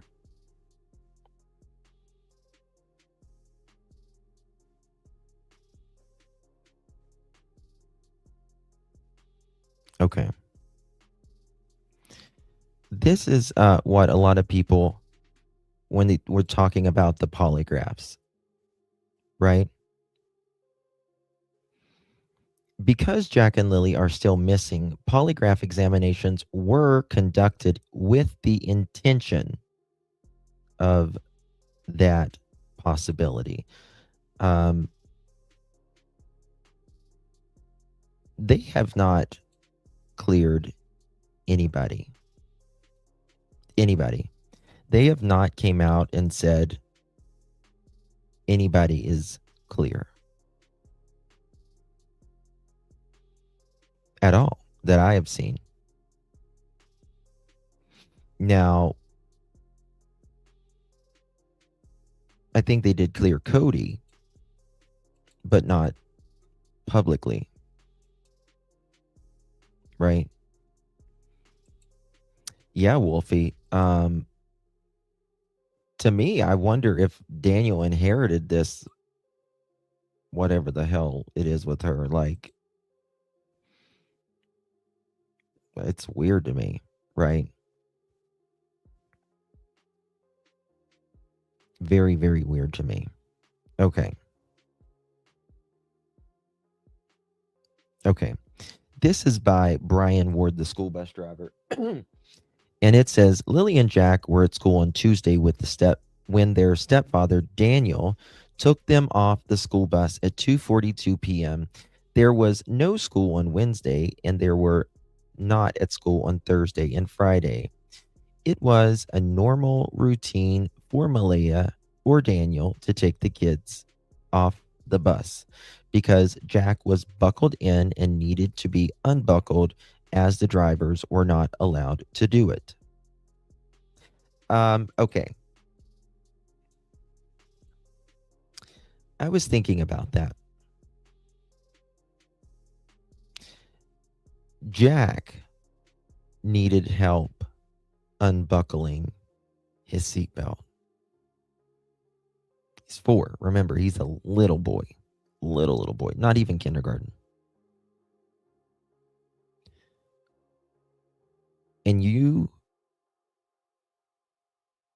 think that this little boy who needed help unbuckling his seatbelt walked kilometers away from the house in these rain boots, cold, wet? Not a chance. Not a chance. A little boy who needed help unbuckling his seatbelt.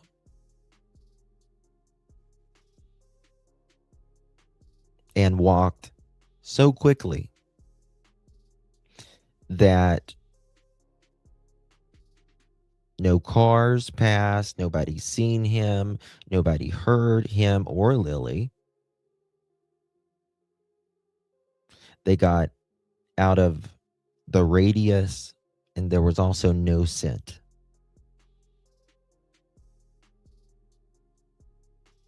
Never. Never. Yeah, school buses have seatbelts. Yep. The bus had video surveillance. He pulled the video and dropped it off at the bus depot. He found out Lilly and Jack were missing from his daughter, and he went to help on search on Friday and over the weekend.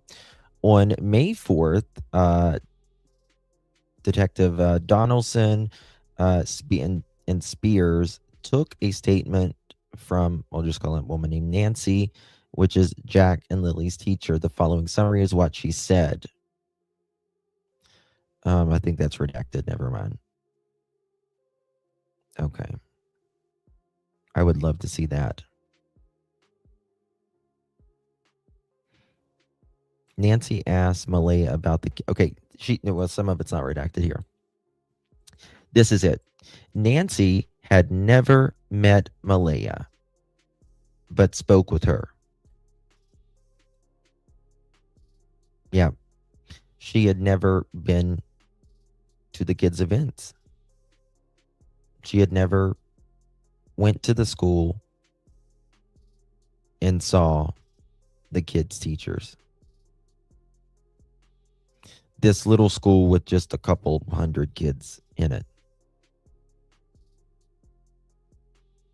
Nancy is Jack or Lily's teacher. I think it's Lily's teacher.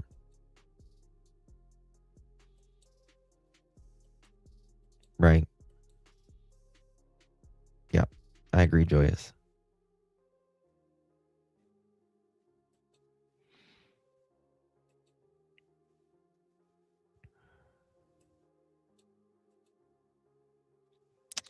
They were marked absent by Malaya by email on Thursday and Friday.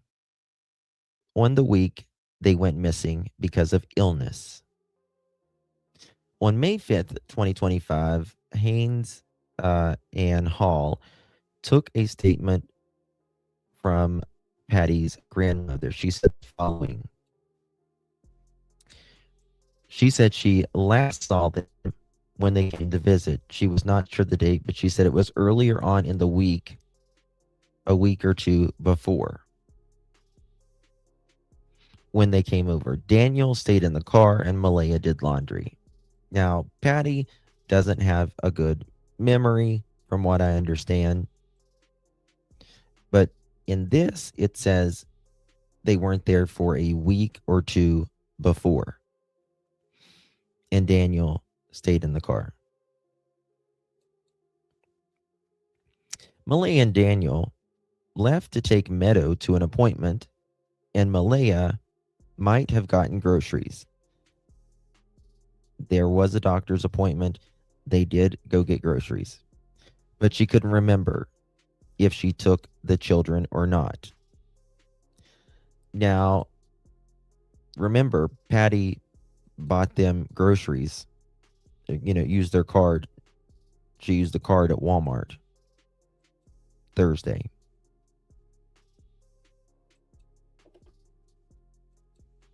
Yes. Yeah, she's older.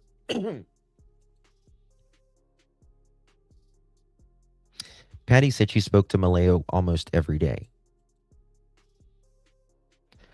Ron McKenzie, Janie's brother. The following is a summary of what he said. Ron spoke with Janie at 8:48 on May 2nd to see if she wanted to go to town with him. He said, Janie said no.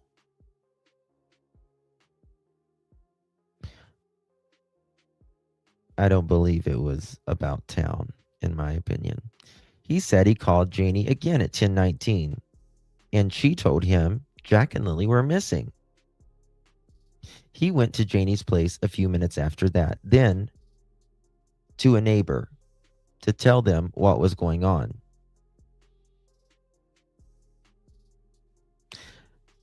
Now that's interesting, because hey, Smiley Miley, good to see you. He says here, Daniel says in an interview that he went to tell the neighbors, one of the neighbors, what was going on.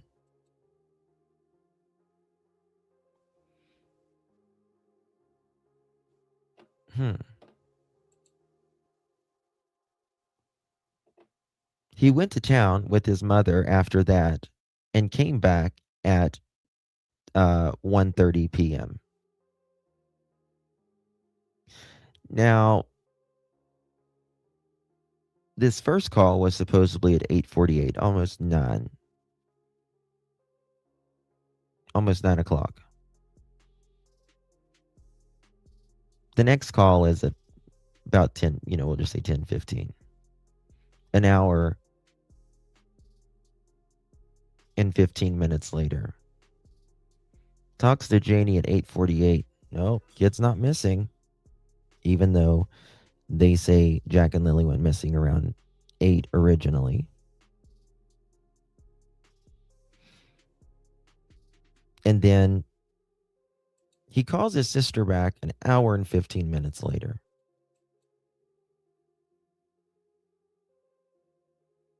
And Janie says, oh, the kids are missing. Okay. All right. Well, let me know if you find them, I guess. And he goes to town. Right? Go to town. That's what you do. Go to town.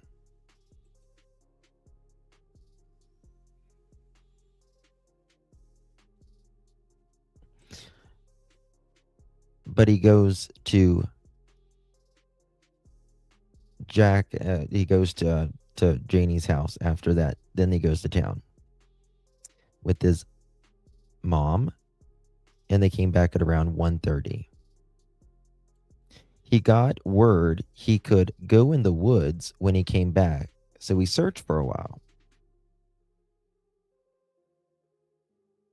On May 13th, read a report written by detailing Ron McKenzie's statement. The children have been to his house once, and he last saw them on April 19th as his daughter's birthday party at the fire hall. On May 8th, 2025, McKenzie and McKendrick took a statement of Edmund Dixon, who saw Daniel and Malaya at the kids at the Dollarama on May 1st, 2025. Dixon said he worked with Daniel and saw him at the Dollarama parking lot between 11:30 and 12:30, which is absolutely inaccurate. Absolutely inaccurate. That it was way later than that. Way later than that. Because in my opinion, they were doing a little deal. They had a conversation for about 5 minutes and discussed enjoying their time off of work. I don't believe this for a second. I don't believe this for a second. Why, you say? Because Daniel saw Dixon all the time. All the time.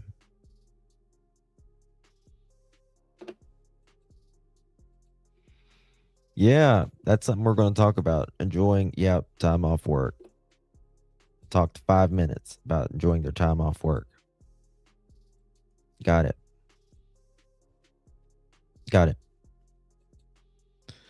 The person that was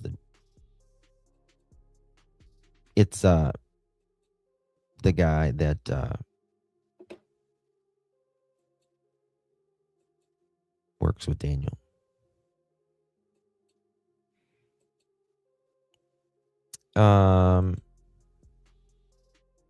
What does it say? Let me check.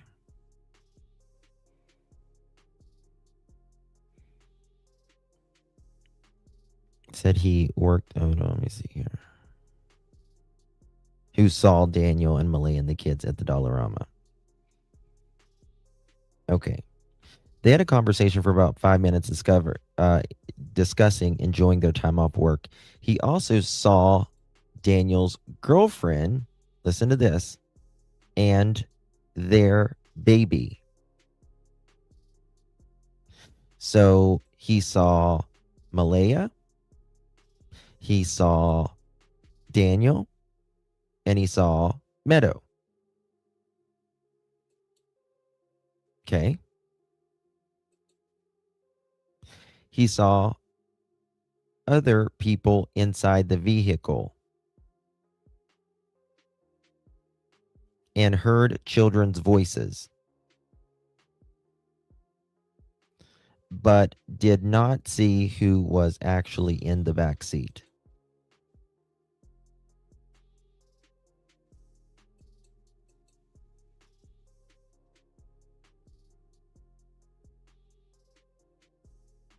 What's up with that?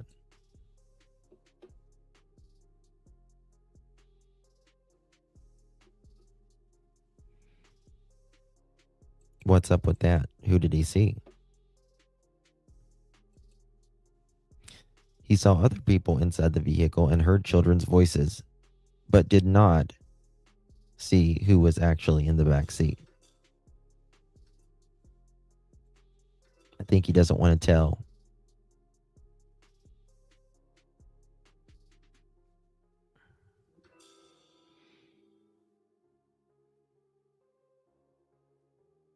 Who was with them that day? You said a family member was with them that day?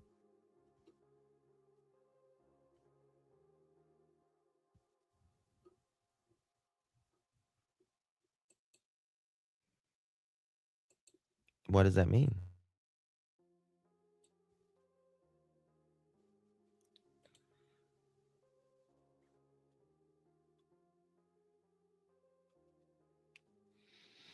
Same. Okay. On May 9th, Mackenzie and McKendrick had a conversation with the following ABC redacted Cindy Murray. Said she spoke with Malaya over Facebook Messenger and used video chat. Okay. 1 second. On May 13th, I listened to the statement of Cindy Murray taken by McIntyre, and May 13th also reviewed the screenshot photo submitted with the statement. She checked her Facebook Messenger history and provided following information. Cindy, listen to this. Cindy had a missed audio call on April 30th at 1:21 p.m. They had a 12-minute video call at 4:40 p.m. Cindy said she did not remember the exact call because they talk at least once a day or more. On May 1st, there was a missing call at 2:52 p.m. and a video call at 3:37 p.m. Now, where were they at 3:37 p.m. on May 1st? Remember? Does anyone know?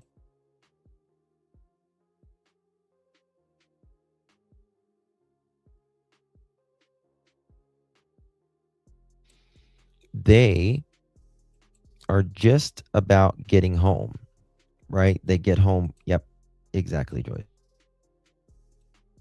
Yep, they're just getting home. Just getting home. Now, were Daniel and Malaya arguing? Or was she just calling? Cindy said she called on video chat to see the kids. But she says nothing of the call stood out in her mind. and a message from Malaya saying the kids. Oh, good. Sorry, that was the next message. Sorry. Cindy said she learned from her that morning that the kids were missing because she left her phone in the house when she was in the barn, which was why she missed Malaya's call. What time was that? Oh, this one doesn't tell me. Shit. What page is this on? Let me see if I can find it. Let me try something. Hold on, guys.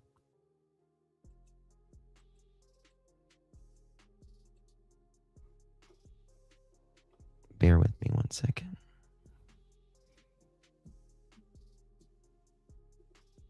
Is it spelled C-Y-N-D-Y or C-I-N-D? C-Y-N-D-Y. Okay.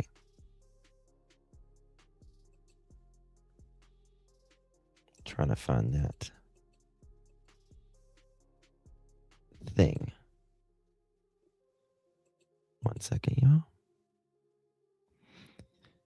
The ones were in the trailer, which was a family. Okay.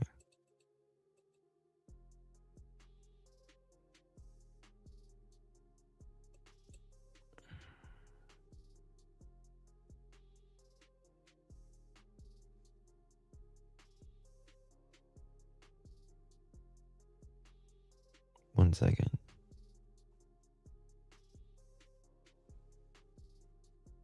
Okay.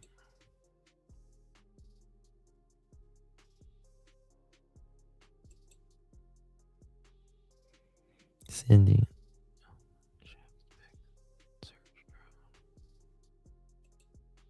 Hold on 1 second. Nope, that's not it. Okay. So this audio call was at 1:21 p.m. And then they had a 12-minute call. Hold on. 1 second. 4:40 p.m. at 4:30. Okay, 5:1. There was a missed call from Malaya Brooks Murray at 2:52.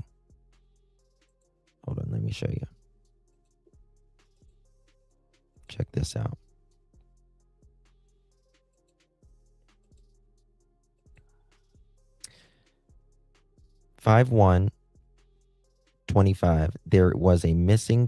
Missed call from MBM at 2:52. 5:1:25. There was a video call at 3:37 p.m. Nothing stood out. 5:2:25. 8:28 a.m. Malaya calls Cindy, her mom. 8:28. Now, if Malaya, this just shows you that they, in my opinion, are not telling the truth. Malaya said she didn't use her phone prior that morning before she had called. She didn't think she used 911 or before she had called 911 that morning, other than to, say the kids were missing. But I think she said she did that with Daniel's phone. But she called her mom at 8:28 that morning. And there wasn't an answer because Malaya's mom was out feeding the horses. And if you listen to the dispatch, it says the kids was last seen around 8 a.m. 8 a.m. You cannot convince me. Yes, exactly. It's like I've always said, at 6 o'clock, around 6 o'clock, there's movement from Janie and Malaya. at 8-ish o'clock, even though they're all, sleeping, dozing in and out. There is movement from Malaya and Janie. Right? And then the next real movement we have is 10:01. Right? These kids were missing. Something happened Thursday night, in my opinion. 5/2/25. There was a missed call from MBM, Malia Brooks Murray, at 8:28. 5/2/25. There was a missed audio call at 10:40 a.m. and a message from MBM saying that the kids are missing and the RCMP were there.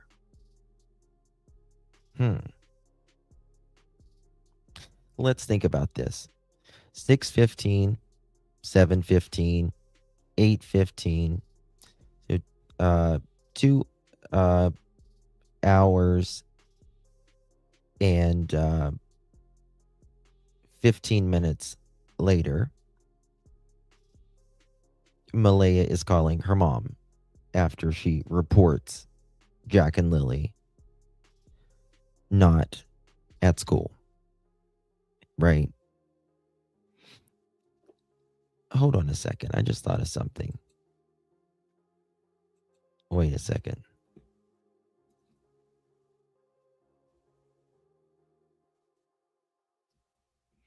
Okay.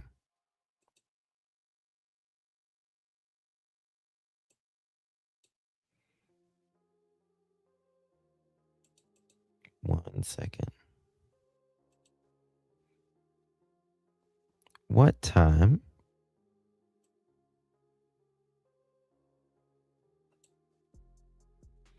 did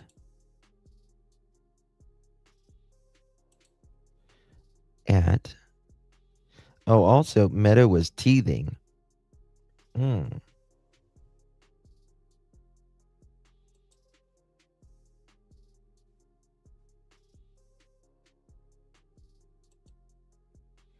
One second, guys.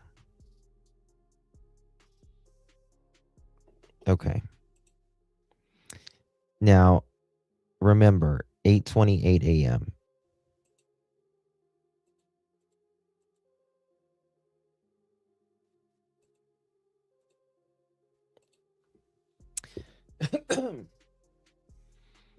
On Friday morning, Malaya's alarm went off at 6 a.m. and another one went off at 6:15 a.m., which was when she used the school app to mark them sick for the day. Okay. First of all, think of that. You just mark them sick, but you don't even go in their bedroom to check on them, which is the next room over, the closest room to you in the house. You just mark them. It's 6:15 in the morning. I'm just going to mark them absent. I'm not going to go check on them, my sick child or children. Just mark them absent. I'll go back to bed, catch up on my sleep. Not that, give a damn about Jack or Lilly, right? There. But let's continue. Okay.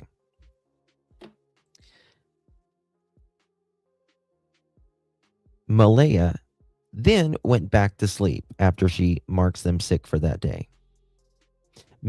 Daniel and Meadow were still sleeping, and there were no other noise in the house. Meadow heard the kids playing in their playroom around. It didn't give me the time when I switched it over. Damn. That's what I wanted. Does anyone know what time that is? Oh, fuck. Let me see if I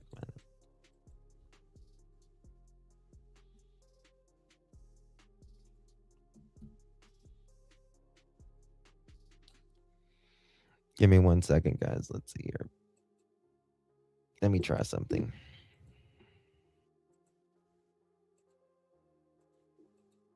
I'm trying to find something here because this will be interesting. If I can find it. Okay. Cindy, 1 of 11. Okay. Meadow. Okay.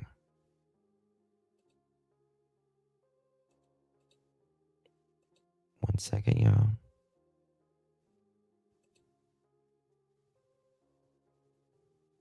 Was standing with Meadow on her hip. Okay.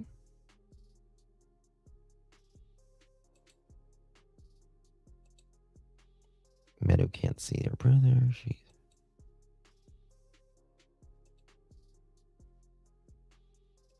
okay. I think Meadow may have woken up when she actually moving. Okay, that's not it. I mean, it's unlikely, but it's possible. Okay. Can anyone tell me what time that was in the documents? Does anyone remember that morning?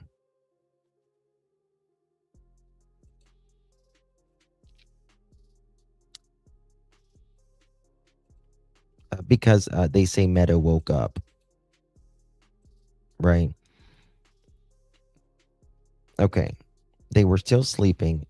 Okay. Meadow heard the kids playing in their bedroom around. They woke Meadow up, so she took her to bed and turned the TV on for her. I'm curious to see what the documents say at that time. And the reason is because I want to know what time, we know what time Malaya called her mom. We know what time Malaya did the school excuse. What time was it? Was Malaya, Meadow woke up and Malaya saw this.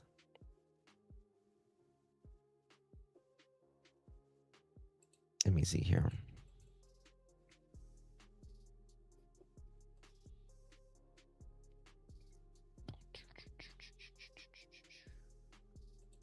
This might be it.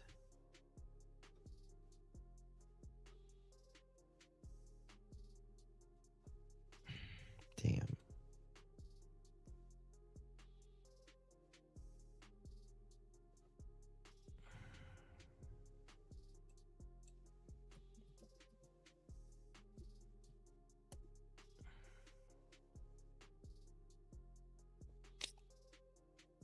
Here, I got it, I think. No, damn, that's not it. I'm looking for it, guys. I want to know what time that was.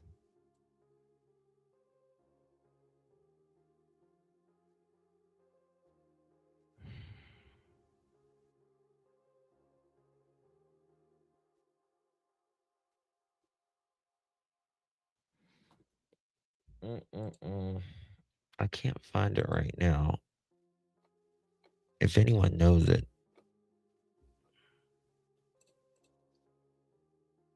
I think it was like 8 or 8:30 or something, but damn. So that would be interesting.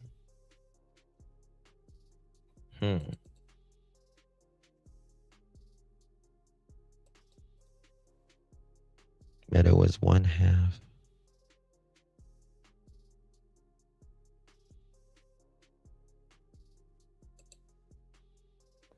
I was notified of anything and didn't mention anything, but it was Friday. I know I didn't see it. Okay. Gosh, Daniel, you just lie so bad, dude. Okay.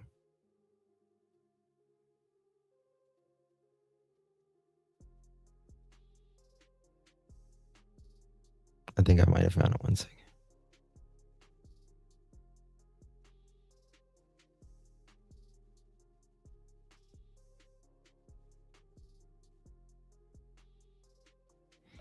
Oh. Malaya says in section 1547, Malaya Brooks Murray took the blanket from the door because the weather was getting nicer and she threw it in the garbage. There was already a missing piece from it, and she did that because DM ripped it off when he put it up.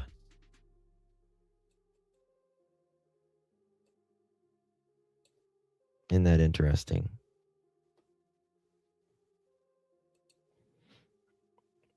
But didn't Janie said she saw Daniel throw it away?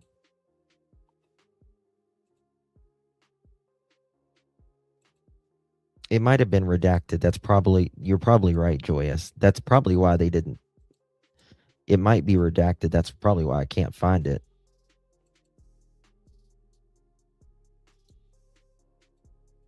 Because it doesn't show me the redactions. It just has a blank, and sometimes I'm afraid it just kind of messes it up. But okay. So 6:15, we've got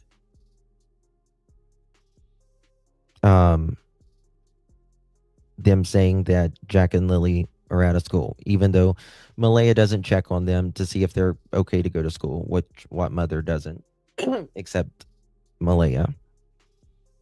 And then there is Meadow wakes up. Meadow heard the kids playing in the bedroom around, redacted, I guess. They woke Meadow up, so she took her into the bed and turned the TV on for her, then faded in and out of sleep. Now, first of all, again, if a baby has already slept 9 hours and you turn the TV on, that's going to keep them awake. That's not going to them back to sleep, right? Not going to them back to sleep at all. The kids were giggling, laughing, and talking to each other, meaning Jack and Lily. The kids were in the room right next to them, and they were loud.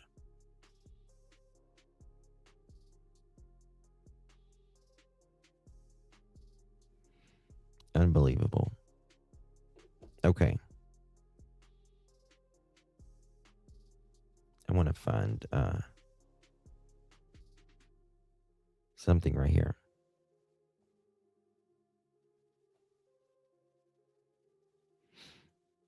Okay. There's one down here. All right. Now this is the evening before.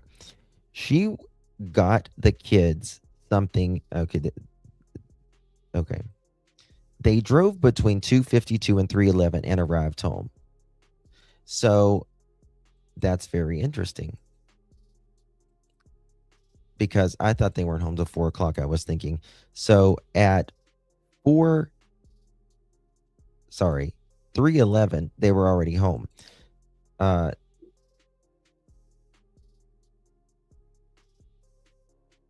So that's when Malaya was trying to get a hold of her mom. I don't see how anyone can sleep with the TV on. I mean, I can sleep with the TV on, but not a baby if they've just woken up. Right? That evening, she got the kids something to eat. What did you make them? What kind of food? Or what did you get them to eat? She said they might have gone outside sometime to play, but they came in when it was getting dark. She got their teeth brushed, and they wore their clothes to bed because they were still in bags when she washed them at her grandmother's house. And she hadn't gotten around to putting them away. You know what that makes me think? You know what that tells me right there? And I think, in my opinion, that's a big one. Not that the kids, in my opinion, went to bed with the same clothes. They never made it to bed they never made it to bed. Something happened before they made it to bed. She says, I didn't get to change them because, they were in the bag. Okay. Clothes are in a dresser or in a closet. It's in a bag. Pull it out, bitch. Pull it out.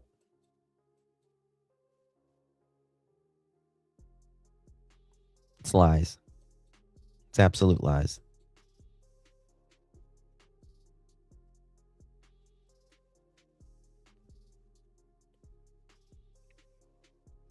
Lilly and Jack were hyper and excited, but she got them tucked into bed around 10 p.m.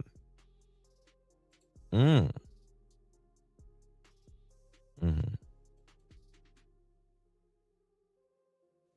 Yeah, they never made it to bed at all. Nope.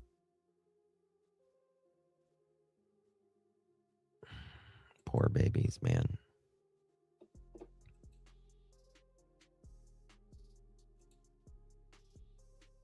Yeah. Yep. They were seen at the house when they just right after they got home. But something happened during that time. It's amazing how she says that they were hyper and excited. But she got them tucked into bed around 10 p.m. I don't believe Malaya tucks them into bed. And I'll tell you why. First of all, she doesn't check on her sick children of the morning. She just marks them out of school when they've missed 40-some days already. But number two, they separated their rooms because if they didn't, they would stay up all night. They would stay up all night. Well, your kids won't stay up all night if you are in there and read them a bedtime story or get them settled down or sing to them or lay with them for a minute.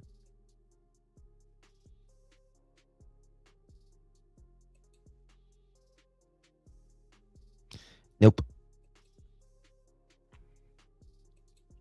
In my opinion, that's another thing that tells me that they didn't make it to bed. She got them tucked into bed about 10 o'clock, she says. Also, she says she gets Jack and Lilly to bed first, and then Meadow. You put the baby to sleep first. You don't put the two older ones up first. You put the baby to sleep first.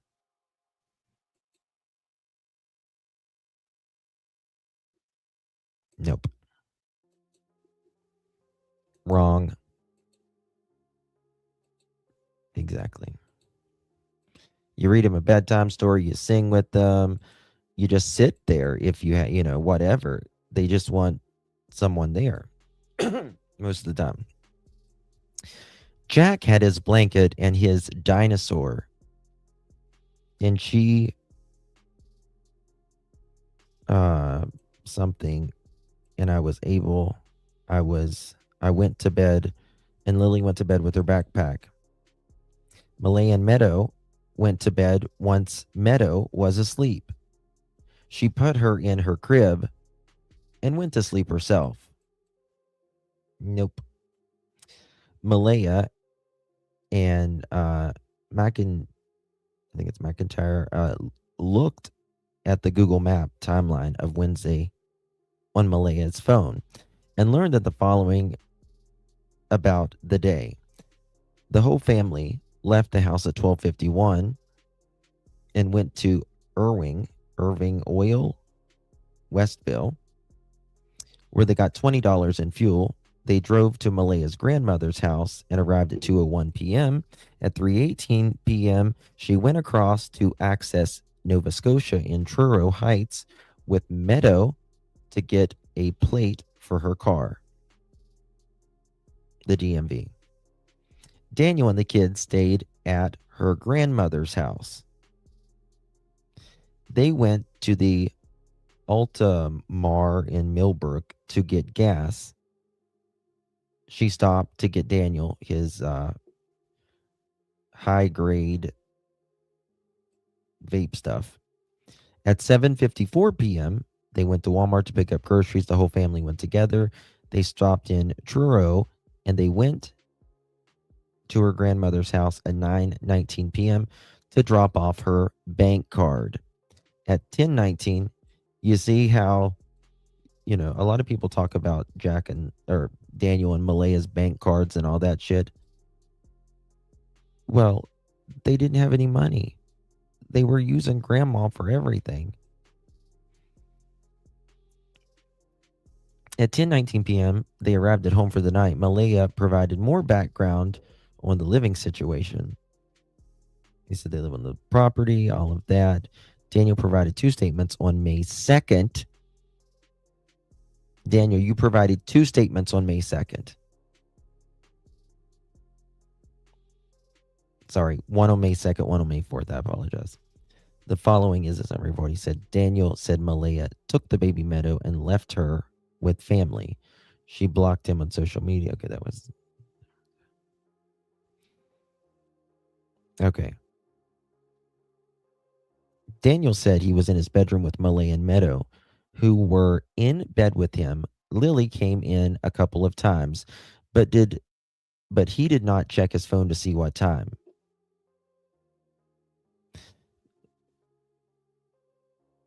Oh my God. So many holes in this. He didn't see what time it was, but remember, he noticed that morning that that Malaya had marked the kids absent. Right? You know that Malaya marked the kids absent that morning. And at 6:15, but he didn't notice, any times out on his phone or anything. The television was on, and it was daylight outside. Lilly didn't say anything. She just opened the door and looked in and then leave again. She did this 2 or 3 times. They used to remind her not to rush in the room because they wanted to make sure Meadow got a good sleep. Sometimes the kids would wake her up. Well, according to Miss Malaya, that happened that morning.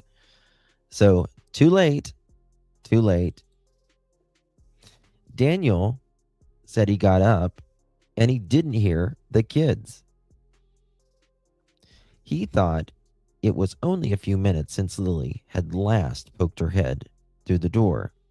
He went out and saw the black back sliding door was closed. The kids didn't usually close it when they went outside. Their boots were gone. Daniel ran around the house looking for them, but they were not there. Malaya got up when he got up as well and went looking out for the kids. Daniel ran outside, but they were not in the yard and he couldn't see them. He got in the car and drove around, then ran around in the woods looking for them. He searched for hours. He said he did not look at the time and didn't even take his phone. Again, look at this right here, because look at this. I just read that to you, the documents. Now listen to this, because I got to go tinkle. I'll be right back. 1 second. Inconsistencies on Daniel Martel. I did all the culverts, did all the dirt roads, and then he says he got home, parked the car, and then he searched on foot. Well, this one says he waited for the RCMP. And then there's another one when he returned, RCMP were already there. There are 3 different stories on the morning that Jack and Lilly disappeared. What actually happened? They were gone. As soon as I seen that they were gone, I immediately jumped in the car, did all the dirt roads, did all the culverts, checked everywhere. I checked over the rivers, the streams. I did everything. I did anywhere the vehicle could take me, I did. Yeah. And as soon as I got back home, like 10 minutes later, I immediately went out on foot till the officers got here. I was told 12 minutes. Okay. But then when I looked at the documentation and, asked questions and dug further, it was 22 minutes, I do believe. And were you at the house when they arrived? I was actually, when they were arriving, I was actually coming back to the house in the car. And I couldn't park in the driveway because RCMP just stopped in the yard, right? Okay. Because they were just starting to walk down and talk to Malaya. So what I did is I parked the white Nissan Pathfinder, because that's the car Malaya owns, the 2017 Nissan white Pathfinder. And I parked over on the right-hand side of the marsh, going toward Lansdowne Road. There's a marsh that's right beside the house there. Probably can pull that up on the map. There's a little driveway that's right beside it. It's about 100 feet from the house. Okay. Around here? Yeah, that's actually the marsh. And there's a little driveway right on the left-hand side right there. Yep. That's where I parked in the white Nissan Pathfinder. Okay. And then when I jumped out of the car, the RCMP yelled at me from in the yard, right? Because they could see me clearly. Yeah. And they said, Daniel, don't go back into the woods. So at that point, I didn't go back into the woods. I walked over to the house and I went down and I was talking to my mother because the RCMP just, officers just swarmed Malaya. Very stressful. I mean, ever since the Friday. Guys, we have a product announcement. Today's live stream is brought to you by Baby Cornstarch. Buy yours today. I love Baby Cornstarch. And Malaya loves it more. Not Malaya, sorry. Janie loves it even more. Let's hear from her. I love this baby cornstarch. This baby cornstarch is the best. Anytime Tucker gets fleas, I put this baby cornstarch right all over his skin because he's hairless. Daniel, my son, has stressed him out. But I use this on baby Daniel as well. When he was just a boy, he was so sweet. He was. And, I would use the diapers on him, the starch. Yeah, the starch. I still use these on Daniel. We still use the diapers on Daniel right here. This is brought to you by Sam's Member Mark diapers. Okay. When Mr. Mattel shats himself. Right. Also, we have brought to you by, a bar of soap, some Dove, all of that, because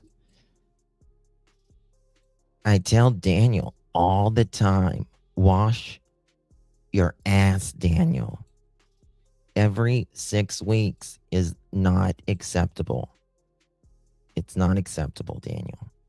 Okay. I can only fit 2 of your shirts at a time in my washer spinner. Okay. You know what? You say that you help out your mommy all the time. Why don't you fix the washer spinner in the damn yard? How about that?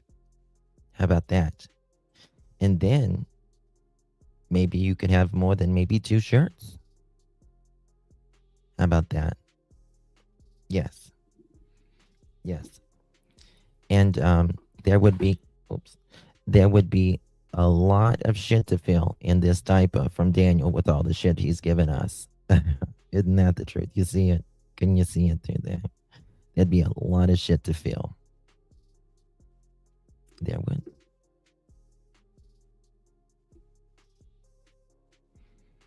Walk like a genie. Walk like a genie.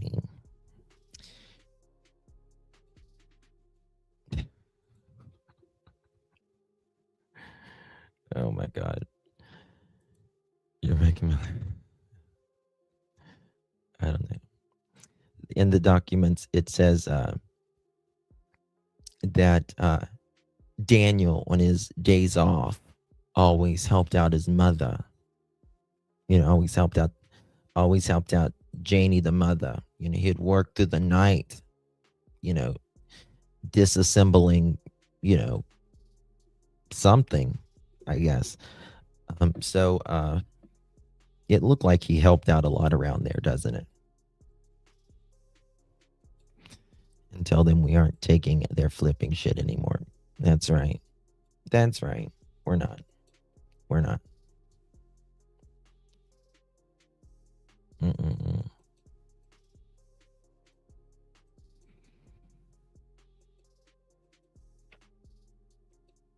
I wonder why Daniel said he went to get his Inconsistencies on Daniel Marchal. That Daniel went to get his friends that day, right? And I feel like he went to perhaps get this nicotine patch. Hold on, let me find it here. This nicotine patch. Hold on. Miss Janie has a message for you. Hold on. The letter of the day is J for Junkyard Janie.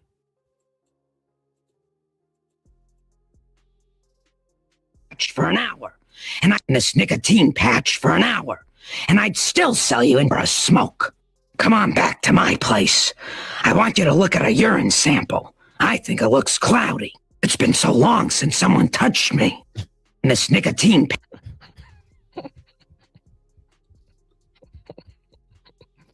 And it's nicotine patch. Come back to my trailer and look at my urine sample. It looks cloudy. It looks cloudy, you know.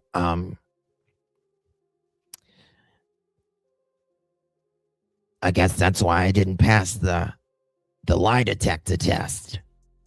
I guess that's why. Oh my God. Flip it and reverse it. Mother chicken. Do I sound like Marge or Janie? Yeah, Daniel happened. And he has or concrete for those little ones. Yeah. Mm-hmm. She is amusing, if nothing else. Yeah. You know what, Susie Q? What's interesting to me is both gals, ladies that I talked to, they both said that the family, they all fight and bitch at each other, but they're a clan. Like they watch out for each other. Like they would, both of them said absolutely they think they would cover for him.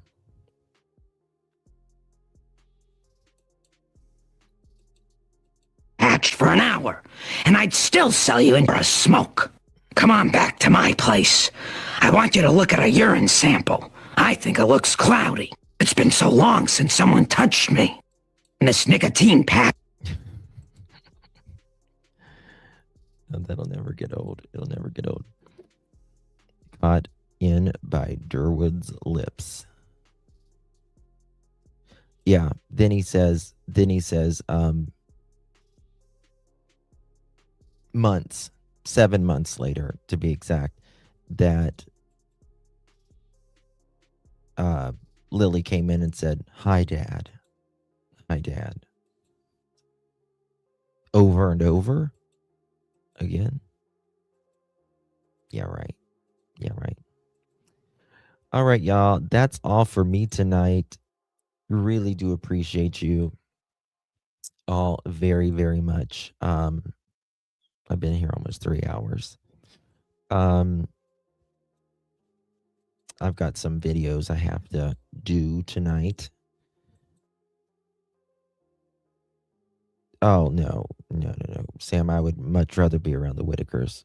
1,000%. Any day. The Whitakers don't know any better. You know, they won't hurt anybody. I would rather be around the Whitakers any day of the week. Any day of the week. 1,000%. No, I just got here. Well, you can watch the replay. I might go over on my Justin for All channel later in a little bit if I get my editing done soon. Tomorrow at 7 or 7:05 p.m. Eastern, I, Daphne, Shenanigans, Sunny, and if I missed anyone else, I am so sorry, we'll be live, and we're having a town hall event. We're going to be going over this case from one end to the other.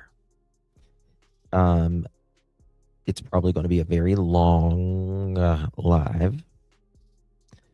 I would say probably after we all get up there talking, probably a minimum of 5 hours. 4 at least. And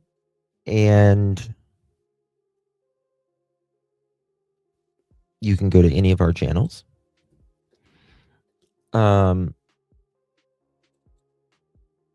Yeah. And all of that. Hopefully other creators will come in. I don't know if they're going to do call-ins. We might do call-ins as well. It's 11:04 p.m. where I'm at right now, but wherever you are, it will show what time it will go live for you. Yeah, bring you. Yeah, Charmaine's going to be there. Of course, Charmaine. Yeah.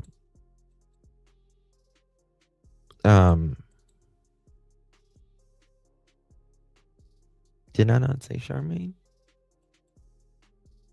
I thought I said Charmaine. So yeah, bring your diapers, bring your baby powder, and if you go to my live stream, Nerdy, and just go ahead and hit save, it'll tell you what time it is for you wherever you are. Sunny, Charmaine, Justin, Daphne, Shenanigans, Nova, and me, American Justice. So it's going to be, yeah. It's going to be good. It is. It's going to be very good. I think it's been needed for a long time.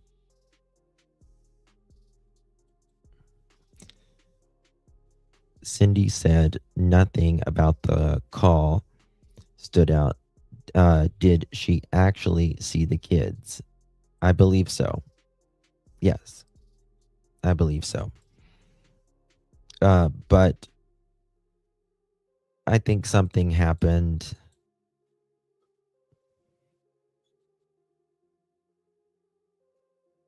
after 6 p.m. And I would say most likely 8 p.m. something happened. I think it was later. Meredith, thank you so much, my dear. Really, really do appreciate you. Welcome to the program. Good to see you. Yes, bring your water, bring your wine, bring your washer spinner, bring your clouded urine sample like Daniel does, and of course, me. You know, Janie. Yeah. Bring your rash cream, bring your Winstons, your Palm Malls, all of that. Okay, get your coffee, your snacks, your washer spinner, all of it. Janie's got a rash. Womp, womp, womp, womp, womp. Oh, you're funny. All right, guys. Thank you all so much for joining me. Yes.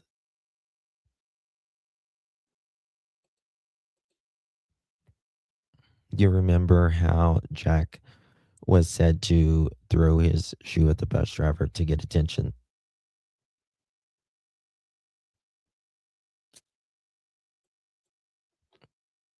I'm not sure. I mean, it's possible, but I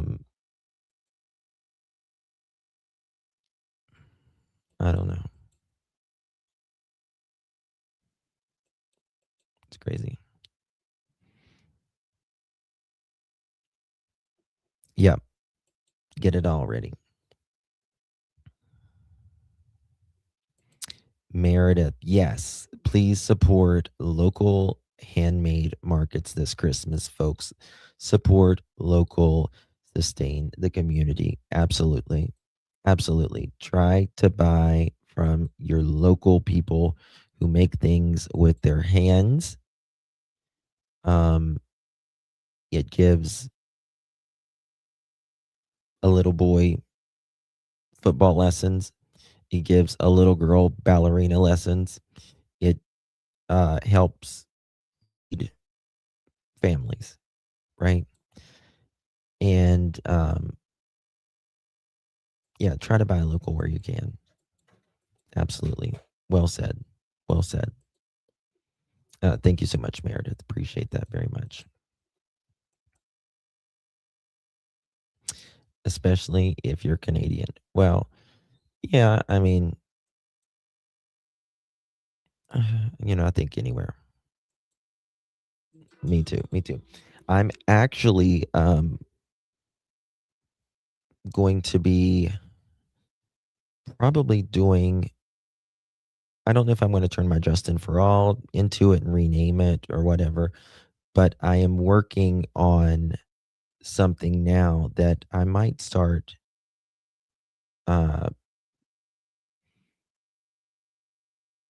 doing a little business with. I'm not going to say what it is yet, but it's for the home. For the home. And we'll see. We'll see. Of course he does. ZYG. Of course he does. Absolutely.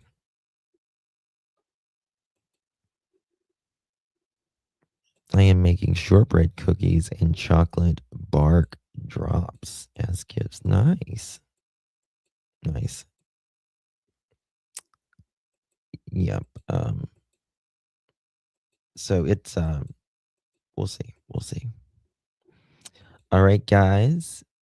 Well, there's some for the house, I guess you could say. It's for the home, but there's also things for you, if that makes sense.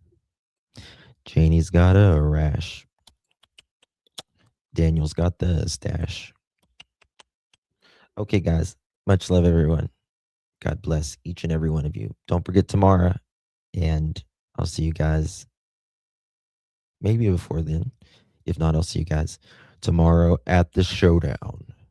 Be there or be square. Good night, guys.